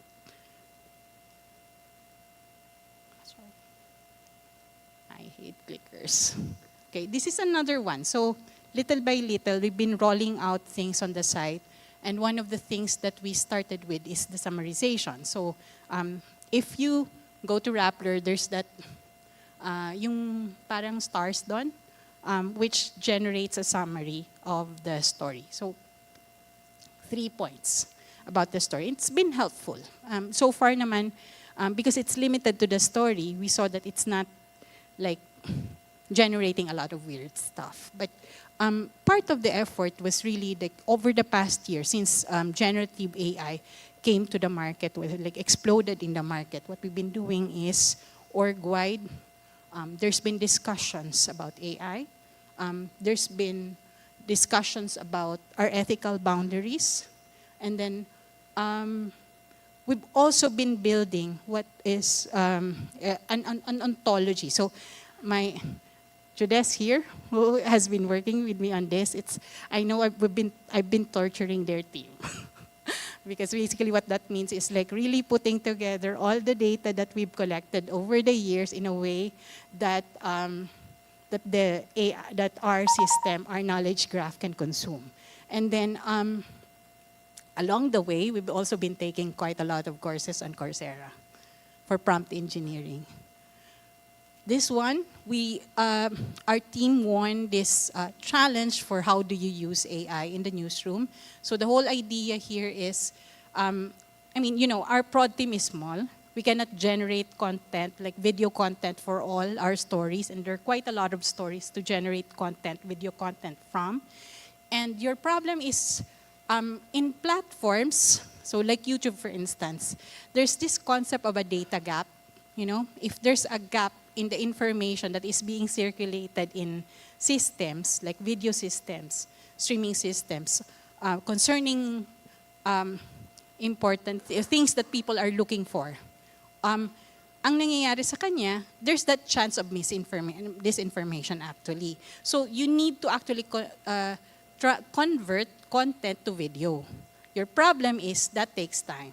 So this effort is so you can convert parts of your generate short videos from your content, from the text content. So very slowly being rolled out right now. You're probably going to see quite a lot of them on social media. It's Judes, it's a hashtag TLDR, diba? Rappler TLDR. So you can check it on YouTube, Facebook. And then, so OpenAI announced that they want experiments on democratic inputs, so processes, experimental processes for generating inputs on how AI should be governed. So obviously we jumped at the chance again and submitted a pitch. So we imagined, what if AI is prompted to run an FGD? So we created this chat room where ChatGPT, we prompted it to act as an FGD moderator. And what it is doing is, it's interviewing people, basically asking questions like an FGD moderator. And after it asks those questions, it synthesizes, and then it asks follow-up questions. And from there, generates like what might be policy ideas that this cohort wants. And it was like people actually found it interesting. So they saw that it was, they acknowledged that it was getting what they were saying. So there's a potential here for AI to be used for consultations, for democratic consultation. And in fact, we're currently in talks with some of the with a local government along these lines. So those are some of the things that we're looking at. And then I wrote about it here, okay, if you want to look at it. Next, obviously, because of the problem of distribution, we saw the need for having a way to sustain our audience. So this is very critical, sustaining our audience, because distribution is dying. So the app, please download Rappler app. It's on Play Store and on Google Play, as Jodes is my witness here, na prinomote ko. So we launched it 2023, but the reason why you have chat rooms is because you want to have conversations there. So in the past, we have kept our communities, like, we've engaged communities on various Facebook groups. There's quite a lot of Facebook groups that we work on. With this, we're engaging them already within our ecosystem. And the hope there is to sustain that conversation with our audience. So, and it's built on the Matrix protocol, which allows us to, in the future, connect with other newsrooms that might be, that are also using the same protocol. So that's the whole idea around it. One AI feature that it had from the start is this, AI and human moderation. So moderation by humans can be tedious. But if you leave the AI alone, it can be either too harsh or too lenient. So this is where man and machine works. What else? There has been other features that's been introduced as part of this. So it has a game bot every day in the morning. It asks a few questions. Right now, nagrereklamo yung aming mga kasama because medyo sobrang grim and determined daw yung questions. But it's a starting point. So it's not yet as that fun, but it's like it generates questions based on the stories. So ideally to get more and it's also giving, so within the chat rooms you get updates on based on the interest topics ng chat room. So yun. So basically quite a lot to do, but what's really in the works pa is a lot more work. And part of that is finishing and growing the knowledge graph, the ontology that we've started during ahead of the elections. And this is very important and fundamental because what studies have shown is that this term, which I think binanggit ni yung retrieval augmented generation RAG, and graph RAG, which is based on, like, it's a RAG which is enhanced by the graph, the knowledge graph. And that's very critical to deploying AI that is less prone to what we call hallucination. So that's what we are working on right now. So basically, the graph will be the mechanism through which we work with the machine in this case. So we're proceeding here with extreme caution. And obviously everything, as I mentioned, there's been a lot of discussions about this. Everything has to be transparent. We've been disclosing. And then making sure that we're transparent along the way. Every time something is produced with AI, it needs to be clear and the public needs to know. And the premium is AI is not a replacement. As I said, people are bored with the stuff I'm asking them to do. So that's what AI does. But it's basically, the whole idea is to help the journalists work better. And that's what we're trying to do here. So conclusion, okay, distribution is a problem. It's very important to think of distribution that is independent of big tech. And that's something that we need to talk about soon, in the future, even now. It's something that's very important, particularly given that, given the changes in algorithms of big tech as a result of AI. Journalists need to understand AI. And in order to understand AI, we cannot just be reading about AI. We need to experiment. It's very important that this is experiential. We need to take advantage of what it offers for journalism, but we need to be ready to expose harms. And we cannot do that if we don't know the beast. That's all. Thank you.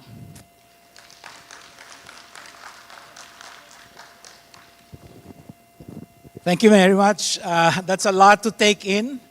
I'm happy to confirm that our 4 speakers are indeed human, not AI, because none of them followed my prompt to keep it to 12 minutes. But really, that was unfair on my part. There is so much to share, and I'm sure many of you have questions to ask. So I'd like you to know that I've been allowed to move our session all the way up to 11:40 a.m. tomorrow. Okay, so I'm going to ask our 4 experts, please, to take their seats here on the stage. Gemma and Carol, can you sit in the center, please? And then we're going to have questions, okay? We have, where are the mics? Do we have any mics in the room? Yeah. So we'll have people going around with the microphones. I forgot to tell you some of the ground rules. The presentations will be provided to you in the form of PDF copies. We're still following the Chatham rules, which essentially is if you need to quote, no attribution. But if you want attribution, you can just simply approach our panelists for their permission. All right? Questions? Okay. Howie? Yeah, Howie Severino sa PCIJ and also GMA7. Maraming salamat, no? I mean, it's been a overload of information and issues, no, and a lot of concerns, no. So it's hard for me to figure out what to ask first. But nabanggit ng isa sa inyo, or maybe several of you, you know, one of the easiest things to adopt as an AI tool is transcribing. These transcribing tools. Many of us are probably using them already and making our jobs much easier. No? I've been asked this because GMA7 has been using transcribing tools for a while now. I've been asked whether it poses any kind of risk in terms of putting all of our interviews out there. Are they being scraped? Are they being used now? Are they becoming part of this vast data set that all of these AI tools need, no, to function? And corollary questions are there protections? Are there ways of arranging with the tech companies to not to use? Because the interviews that news organizations have with sources eventually end up in a public domain, but not all. Kasi when you interview somebody, they may say, oh, this is off the record, but you're continuing to record, and if you hand that over to a transcribing tool, that's going to be transcribed as well. You're not going to air that, but the transcribing tool already has it in their database. No? So any thoughts about that, how to protect our transcripts, our interviews? Thank you. In the interest of having more time for questions, I'm going to ask just two of the panelists to answer this first question. So Gemma and who'd like to take a crack at it? And Doc. Gemma, please.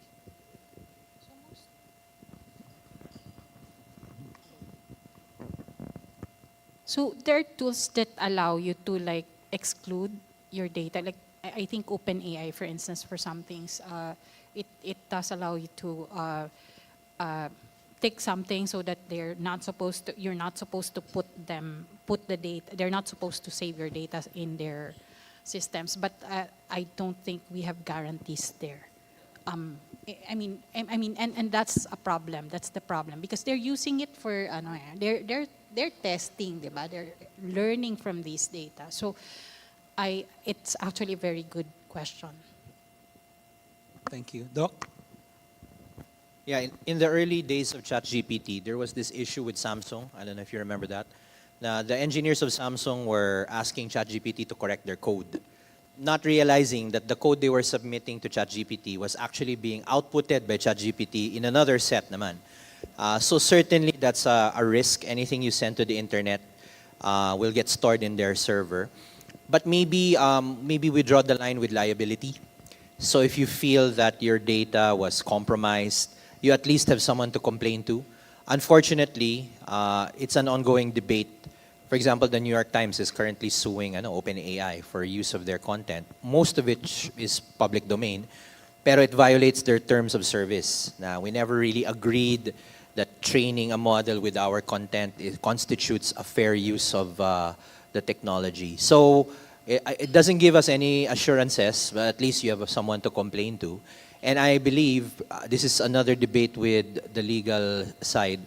The rules on intellectual property need to be changed now because it does not cover training AI. That's a ambiguous, parang, that's the Getty Images versus Stability AI lawsuit. Na sabi ni Stability, we didn't naman copy your images, but you trained it, sabi ni Getty, and you didn't pay us to do that. So that's a murky debate right now. Thank you. Next question, please. Yes, please.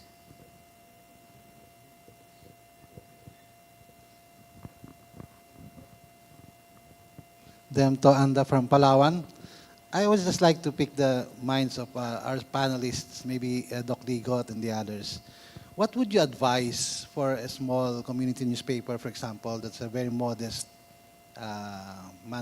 manpower to dive into AI technologies in terms of a linear workflow? Where do we start? We have a setup like a one-person IT in the office, essentially. We're not like Rappler with so many people who can work on it, and a whole AI unit to explore AI as a tool. What would you advise a small outfit like us? I'd like to ask Doc and then maybe Carol. Sige, so I believe this was asked during the PPI summit also. I think there's no escaping the, Gemma mentioned this, the power of social media to basically control distribution. That's a very, very clear and present danger and opportunity for small outfits, because you have a targeted community of circulation. If that were to disappear, then wala ka ng revenue, right? So my first advice is to look at your revenue model, which is a direct result of your content model. And sometimes you might have to come up with more varied content. Now, that's on the flip side naman, one thing AI can be useful for. Create variations of your content, create other things. There's this strand where people are moving towards personality-driven reporting. Like I just see Ian Esguerra as a friend. He's getting a lot of views, but he's also selling shirts. I mean, you know, it challenges the viability of newsrooms. And then that generative experience search engine, I think that's really a big threat. Kasi hindi na nga sila pupunta sa sa website mo. However, maybe people don't need to search for you if you have a targeted community. No? They know where to find you. So those are the first few things I would look at, apart from the usual productivity angle. No? Hi, sir.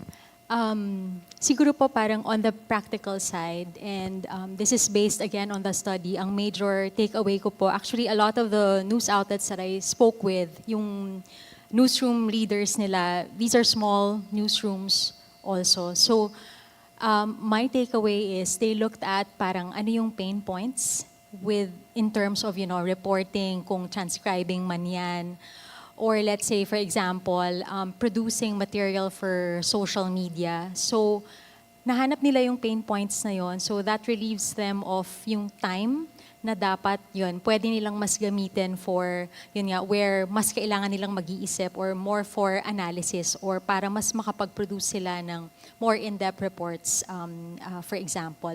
Pero I think ang mahalaga rin po doon ay yung mindfulness na okay, as a newsroom, we are using AI. So para maset rin po ano yung ating guidelines. Kasi yun, I think one of them mentioned na they use ChatGPT to generate headlines, for example, or give them ideas for headlines. So parang yung acknowledgement rin po na yun nga, where do we draw the line? So yun, exploring the possibilities na yun nga angkop doon sa pangangailangan po ng newsroom, but at the same time mindful also na yun nga we're using it and setting guidelines for it also.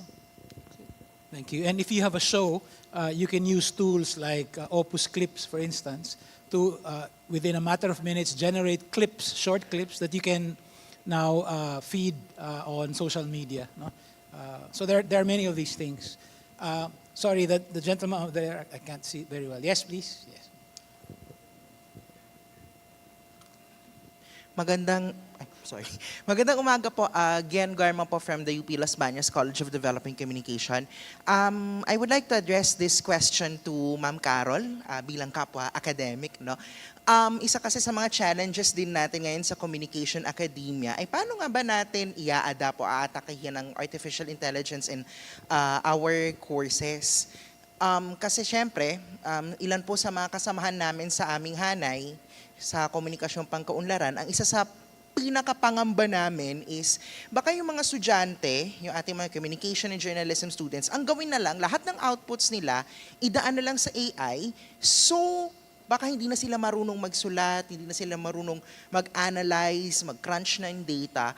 So, sa inyo pong palagay, ma'am, saan po kaya mga level ng ating communication and journalism curricula natin pwedeng ipasok ang AI at saan mga level naman dapat bawal ang AI?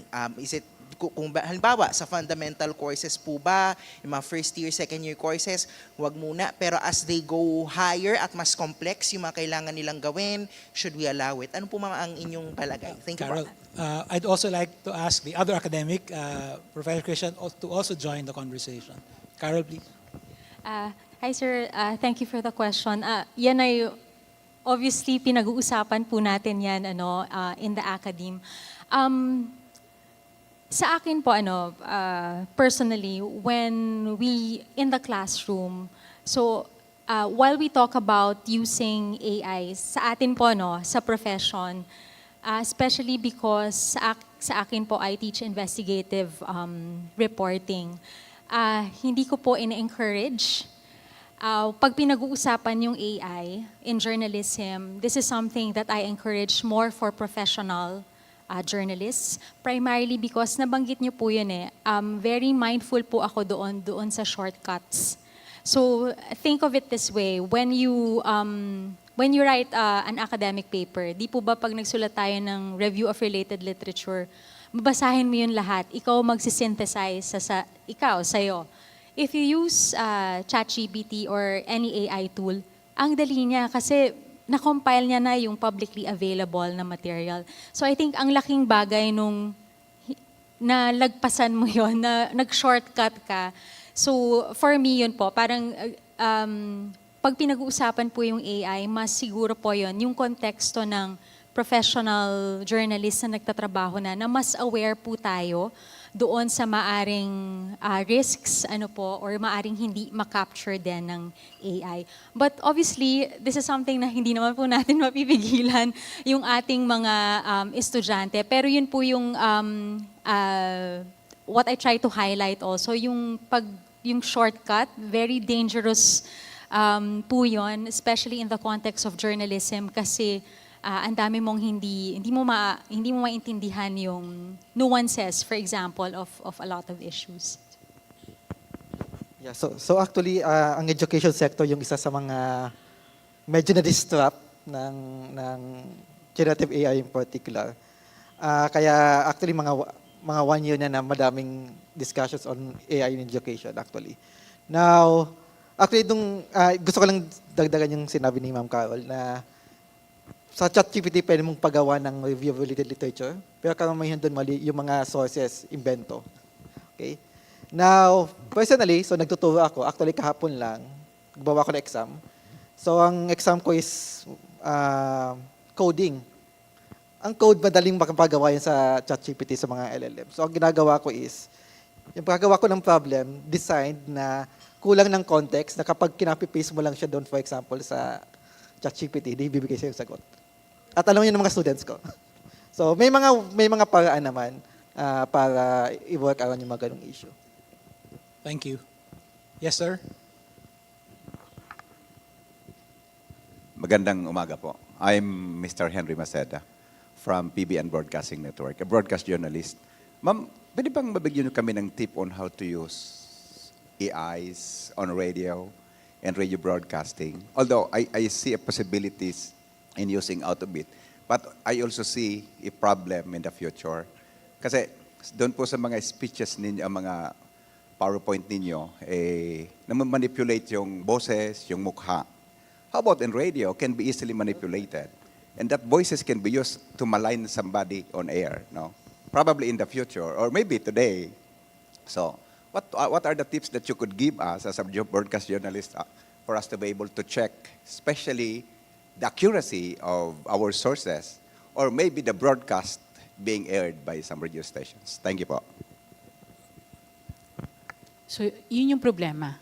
Kasi, voice, as you have said, you've seen is very sophisticated. And unfortunately, walang tools that can accurately talaga like detect that it's AI. So at the end of the day, it's all about investigations. Like a lot of the work that we are doing in relation to like checking if something is really involves investigating, not just yung not just yung detection lang using something automated, but really looking at how was this circulated, who circulated this, and so on. Hindi talaga siya pwedeng automated. Thank you. Yes, sir.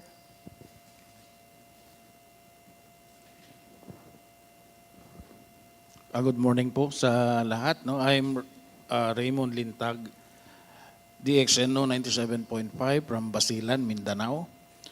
And regarding po dito sa ChatGPT, no, I'm actually asking the significance of other applications that are on the market. No? Kasi when we try to request ChatGPT to generate, like for example, an article, so as soon as it generates the article, there are times that we modify the entire article. We do not accept it as it is in its entirety. But there are times ChatGPT gives us a very complete, concise, and no need to modify, and we can use it as a whole. No? And there's another app which actually detects whether this article are purely AI generated. It says 100% AI generated. So that's another apps on the market.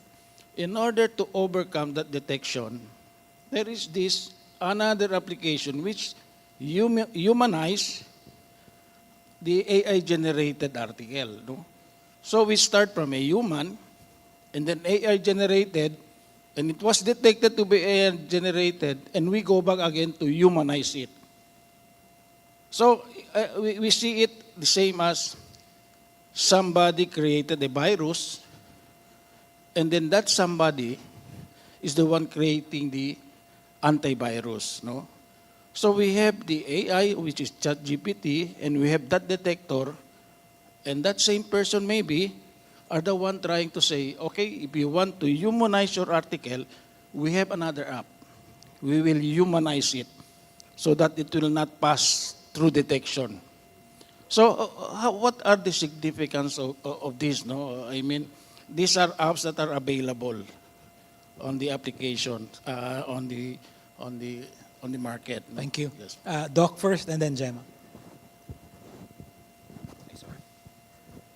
There's actually a cartoon that I was so happy to save dati. Well, dalawang panel siya. First panel is, please create an email out of these 3 bullets. May email na pinadala niya. Yung nag-receive naman, please summarize this email into bullets. So it makes you think, no, na these tools, because of how easy they are in producing and reducing content, baka the main bottom line was the 3 bullets to begin with. Simplification of communication. Kasi ngayon, communication is such a complex thing. So the significance of that is, I think, it will challenge our ability to be original and to be creative. Kasi creativity, especially, I was giving a similar talk to the Digital Marketers Association. Pag sinabi mong creativity, originality ang naisip eh. But actually, a lot of people we think are creative are just very consistent, very diligent, pulido. Eh ngayon, AI is pulido. So that's no longer a differentiator. Your differentiator will be your creativity, your originality. So I think that's now challenging us in this sector primarily. How do we be more original? How do you have a unique angle? Kasi everything else, wala na eh. Execution will be taken over by AI. But again, I want to reiterate what I said earlier. AI will not act on its own. Kailangan may tao yan. So let's go back to that. Who prompted this thing? Who created this thing? And you're right.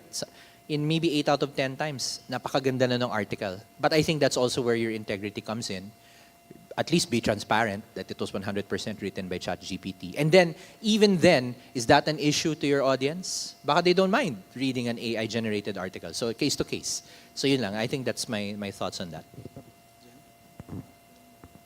So one of the things that we noticed actually when you're using it, it tends to, it's actually great. It sounds very, diba? Like parang authoritative because of the style of writing.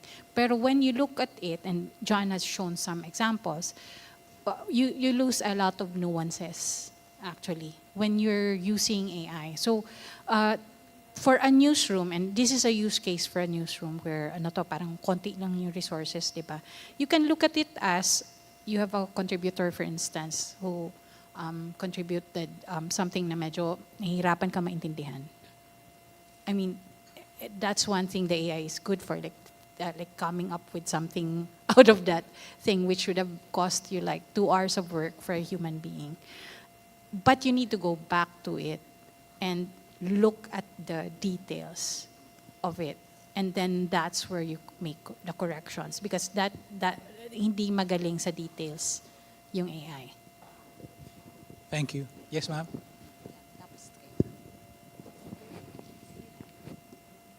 Good morning. I'm Faidia Samanodi Ahmad, known as Faye. I'm the Executive Director of Bangsamoro Multimedia Network based in Cotabato City, Barm. So my question is addressed to Ma'am Gemma of the Rappler.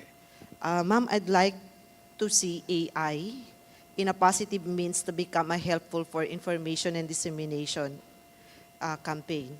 So how do you think AI can help to develop EIC material in terms of its content quality to strengthen information and dissemination, especially in designing programs for women and for the coming of the 2025 election? Thank you po. So, yung isang example ng use case, which is really very accessible actually, is the TLDR project of Rappler, because what it is really like converting from one format. So, people don't read, okay? They don't. But they watch a lot of video. And even for video, gusto nila like maliliit, maiksi, right? So, your problem is, where are people? They're in TikTok, they're in YouTube. So, in effect, you're looking at the audiences. And we need to communicate to the audiences pa rin within those systems. But your problem is, you don't have a lot of resources for producing video. So that's one way to like make those things, that content accessible outside of yung usual mong mga audiences, like using content, using that system. And it's there's a lot of tools that you can use for that na to convert like an article into something na in video format. So that's one particular use case. Sige. Next question. Ako ang prenump ni John to be the moderator. Julia, tama. Yes, sir. Good morning. Julia Lipala, Inquirer. Kanina sa discussion kasi naisip ko lang, paano yung mga medyo way behind when it comes to digitalization? Kumbaga kahit nga TikTok, ang hirap pang i-download sa mga areas. I'm talking about the areas of some parts of the Bangsamoro Autonomous Region in Muslim Mindanao. Although marami namang mga chief executive na naka-Starlink, pero when it comes to its people, hindi talaga ganun ka-massive. Kaya nga ngayon, ang question ko, paano nyo mapupursee yung scenario ng this coming 2025 election where you have mga political operators na talagang desperado na ginagamit na yung mga AI. And perhaps din kay Gemma, may mga nakita na ba kayo na sa ngayon pa lang, talagang AI-generated na yung ibang mga parang pre-election campaign, yung mga ganyan. Kung may mga ganyan na bang lumalabas sa ngayon. So yun, yung paano natin din to ma-detect, no? As journalists, we need also to cover these things and although it's not really, pero sa mga areas na masyadong mahina yung mga ganitong klaseng connectivity, it's really a big challenge. Gemma first, and then Carol. So parang the blessing, in fact, is they cannot see the AI, di ba? In a way, right? But the way the thing cascades is you have, and we've seen this, there are people who have access within these communities. There are people who have access to content that is disinformative, right? And the content is discussed in homes. The content is discussed in communities as well. So that's where the information that was previously online cascades down to communities offline. So that is still a possibility. So what that means is we really need to connect with communities on the ground, so that there will be people who will also address that on the ground. Now, on the part about, the second part of your question is, Kung meron na bang mga namomonitor na AI-generated pre-election right now it's campaigns? mostly scams. But as you have seen there, most of it is journalists. Most of it is people that have quite a lot of video available online. But the recent thing, yung si President Marcos, that audio, these are all they have an impact now, but they can be used for elections. There are quite a lot of mga pages that are being circulated right now testing this. And the initial content looks benign, but this is what we saw already before. People started circulating memes, mga diba? Mga used to be really just, harmless memes. And that was used to create audiences. Once you have an audience, then you can fool people. Just to quickly add po, yun nga, just to piggyback on what Ma'am Gemma said, yung going offline ay importante rin para mas maintindihan rin, of course, yun nga, kung may magkakascade na mga ganitong videos or misinformation. But at the same time, I'd like to highlight yung digital divide, which is also still a problem, because ideally, we would also want everyone to be, have access or at least have the option, if they want to use digital technology.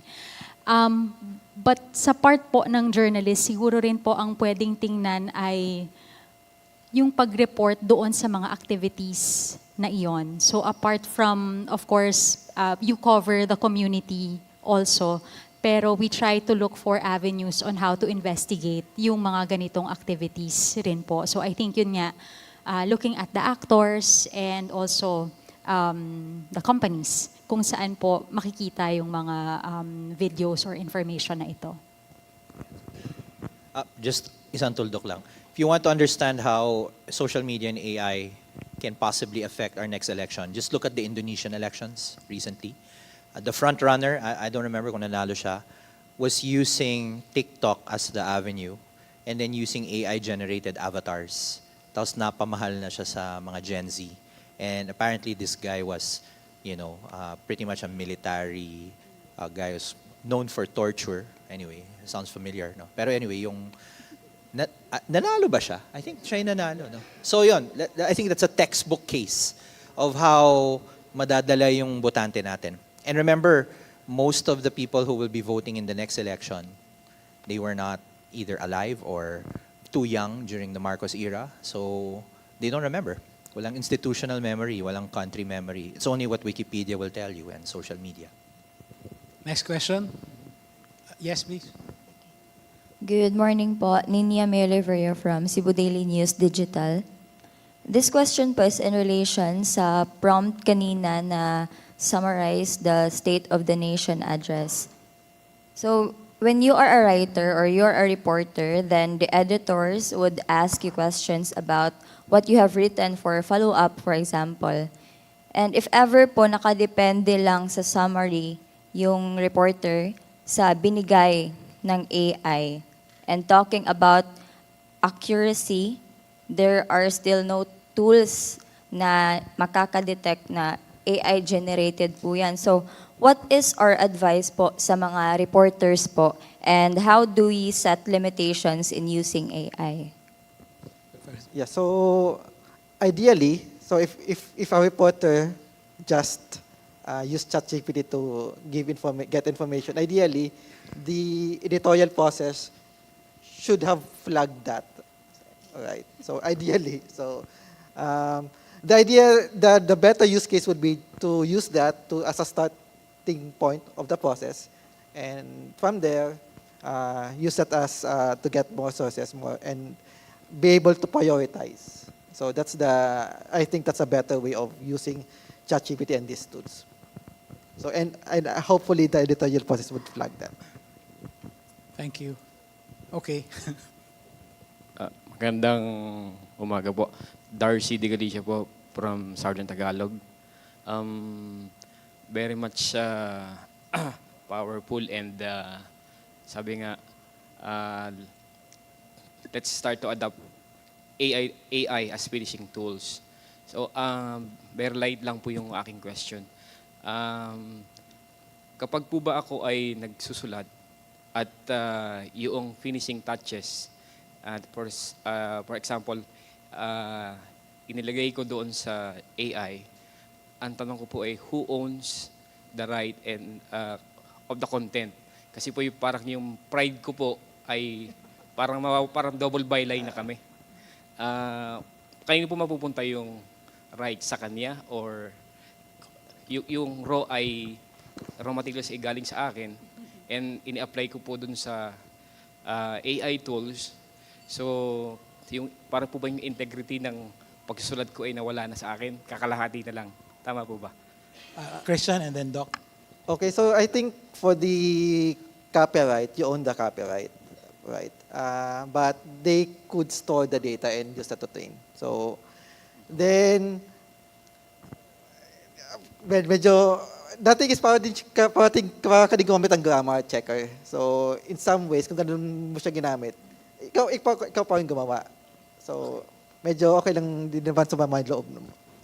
Pero may mga AI tools talaga na kaya niyang i-rephrase na parang hindi ka na gumawa. So, ano na lang yan, integrity, I guess, and transparency. A good reference I would suggest is Elsevier, yung research repository. They have rules on, and I think it's being adopted by academia, how to cite AI. Number one, you cannot cite AI as a co-author. And if you use AI to embellish your work, you have to be transparent. So it's still you, pero you can mention with help from ChatGPT, depending on whether that makes your ego look better or worse. And then finally, they made the fine line about, yes, you can use AI to rewrite or write components of your manuscript as long as the idea came from you. No? And I think that's the fine line. Pag humingi ka na sa AI ng opinions or ideas and then you run with it, then in a way, that's a little bit of plagiarism already. No? But that applies to academia. In journalism, I guess we have to write acceptable use policies to govern it. Kasi let's face it, it's driven mostly by deadlines. You need to run a story in 30 minutes. Paano ka, di ba? ChatGPT na or not. So I feel that those protocols need to be set in stone. No? But I think we also need to remember the cautionary example of, let's say, Jason Blair, who made up all those stories not because he was under deadline pressure. He wanted the fame. He wanted the fortune. That's also a possibility. We have about 8 more minutes. Sorry, Yes? sir. Pwede mong follow up. Sorry, iside ko lang, medyo lang po. Malikot lang po yung pag-iisip. Sorry for that this question. Challenge ko po si AI. Tinanong ko po doon, because pwede niyo pong i-practice mamaya. Ano po yung difference ng conventional calculator sa calculator sa cellphone? And the bottom line is, humingi po si AI ng apologies sa akin doon sa tinanong ko. Ang eksaktong tinanong ko po ay ano yung difference ng conventional calculators sa mobile phone calculator. Ang example ko po ron is 50 times 50. 50 plus 50 times 2. Pwede niyo pong ilagay sa inyong mga cellphone. So, ang sampo nun ay 200. So, pag sa mobile calculator, except Apple, ang sagot po ay 150. So, may discrepancy. So, si ChatGPT po, medyo naguluhan din doon sa aking tanong at humingi ng pamanhin. At sa dulo po nito ay may mga bagay din po pala talaga si AI na hindi pa niya ma-update at hindi niya pa kayang i-adapt sa mga ganito pagkakataon. Thank you. Actually, I think in that case, it involves two different ways of computing. No? Yung isa PEMDAS, yung isa the older version. So there are different answers that will come out. Thank you. Yes, ma'am. Good morning po, Annie Perez from Cebu, ABS-CBN correspondent, and I'm also with UP Cebu. Now my question now is, how do we address sa regions or for any area yung pagiging averse ng ibang reporters or newsrooms management to using AI, integrating, adopting it to the current workflow process? Because, share ko lang, ma'am, I'm doing a study in Central Visayas. Ma'am Carol sits on my panel. The acceptance is low. Very low, low to none at all, or knows AI at that. So how do we address that so we can move forward as a journalistic landscape in this country? Maybe Carol? Hi, Annie. Siguro no, parang may similarities yung finding na yan sa mga ibang studies rin. Ang palagay ko, while of course, I think yung conversation natin ngayon, while we acknowledge yung use or pwedeng advantage ng AI sa trabaho natin, very cautious rin tayo. Kaya lang babalikan ko yung isang punto kanina, I think it was J. Mark, na parang hindi, kailangan mo siyang i-practice kasi, no? Para mas maintindihan mo or maybe yun nga, mas maging less averse to the technology. Kasi mas maintindihan mo na, ay hindi pala niya ako mapapalitan kasi ang dami niya palang hindi alam or ayun nga, nag-apologize pa nga kay sir, ano, kasi yun. So yun, I think the first step is to maybe try or yung at least yung awareness. So siguro sa parting ito makakatulong yung newsroom management na baka kailangang i-acknowledge yung fact na yon na nandito na siya. Ano. So obviously, my challenges, my opportunities, but again, I go back doon sa kailangan mo siyang i-practice. So then you understand on your own na okay, so ito pala siya, it's a tool. It's a tool, yun. Gemma? I think the starting point is to discuss the policy within the newsroom. And this actually answers also the other question earlier.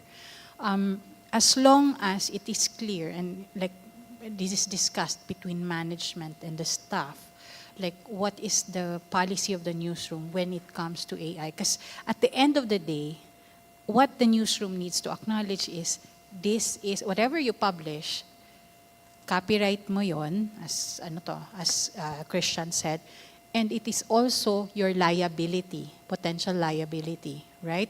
So basically, as long as you have that in place, which is why we published our AI policy, as long as you have that in place, you have the means to go moving forward. So parang ito na yung framework that will guide the newsroom on how to use these technologies and so on.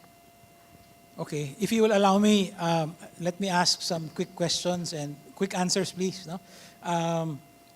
Doc, you spoke about the importance of prompt engineering, and I think that's right now that's where the money is, right?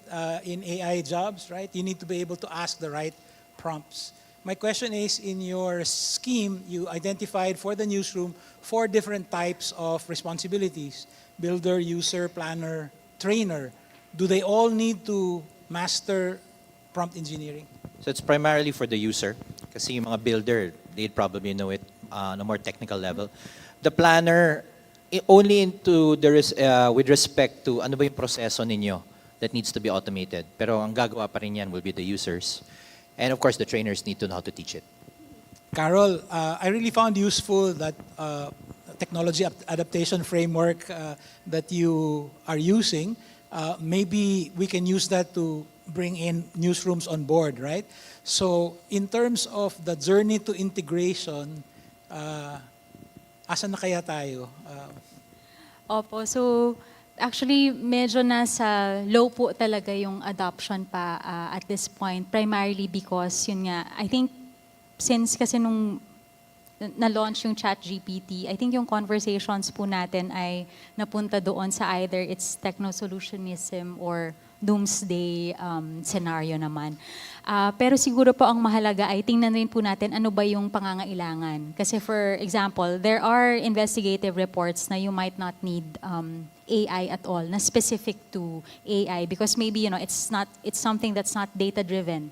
For instance, typically a lot of yung investigative projects na AI aided heavy on data. So I think mahalaga po yun, yung ma-identify yung need. So if ever man umabot po tayo dun sa integral siya, no, integrated siya, it's because kailangan siya. So it brings advantage talaga doon sa newsroom. So siguro po pwedeng mag-start, yun nga, as mentioned earlier, na tuloy po natin tong usapan na to kasi at the very least, malagpasan natin yung aversion or hindi inaalam yung technology. But yun nga, as mentioned, it's here.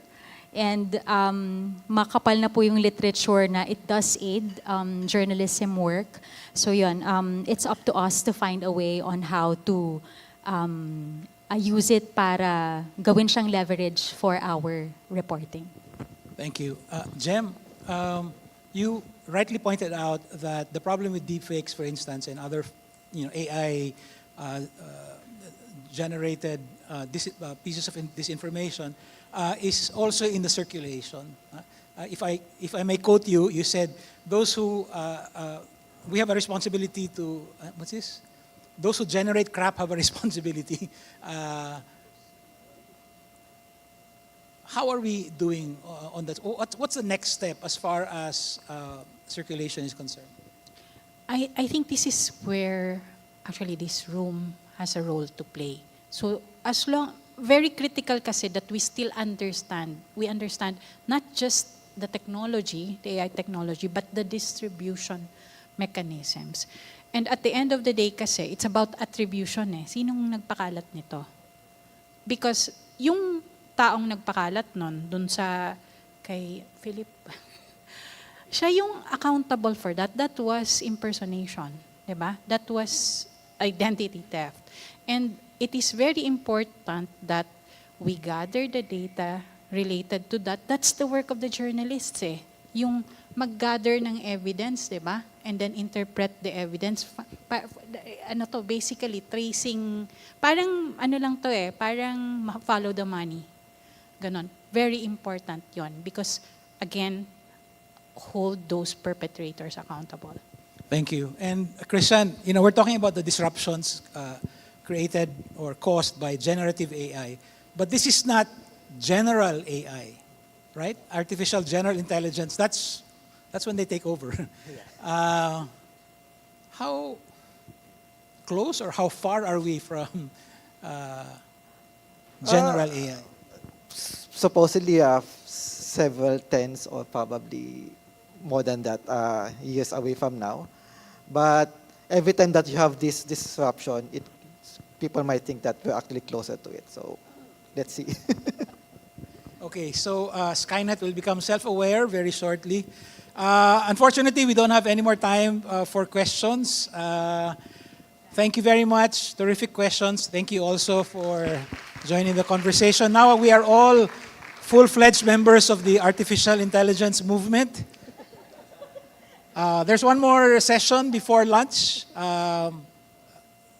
Thank you to our panelists and thank you to the audience.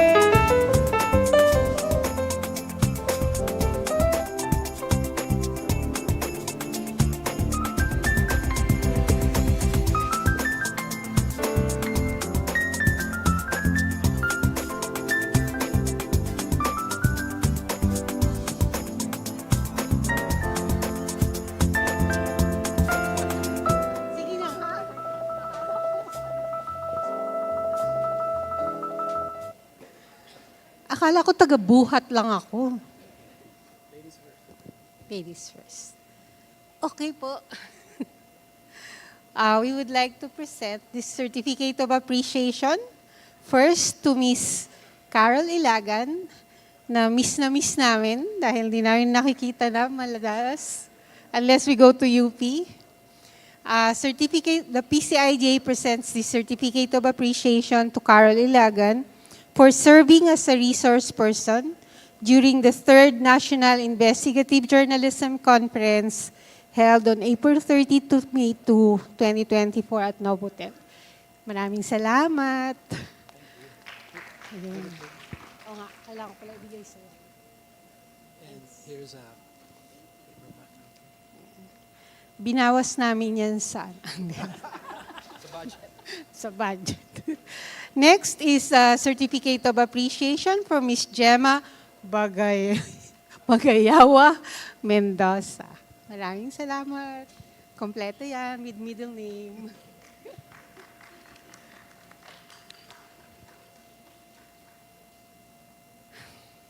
Ang susunod, who is actually also with the PCIJ board, si Mr. Dominic Ligot. Marami pong salamat. And the book. Yan. Oo, kaya lang pasensya na sa alak kasi yung bumili hindi umiinom. So I have no idea kung anong klase yan, kung... Yan. Okay, thank you. And then of course the next one is for Doc Christian Alice, who's been helping us with some of the projects of PCIJ. Thank you so much. Ayan. Hindi ka binigyan ng alak. So, libre lang daw sa'yo. So, palakpakan natin yung ating panel and John Neri for that wonderful, especially the introduction, which is so innovative. So, maraming salamat sa inyong lahat. Thank you.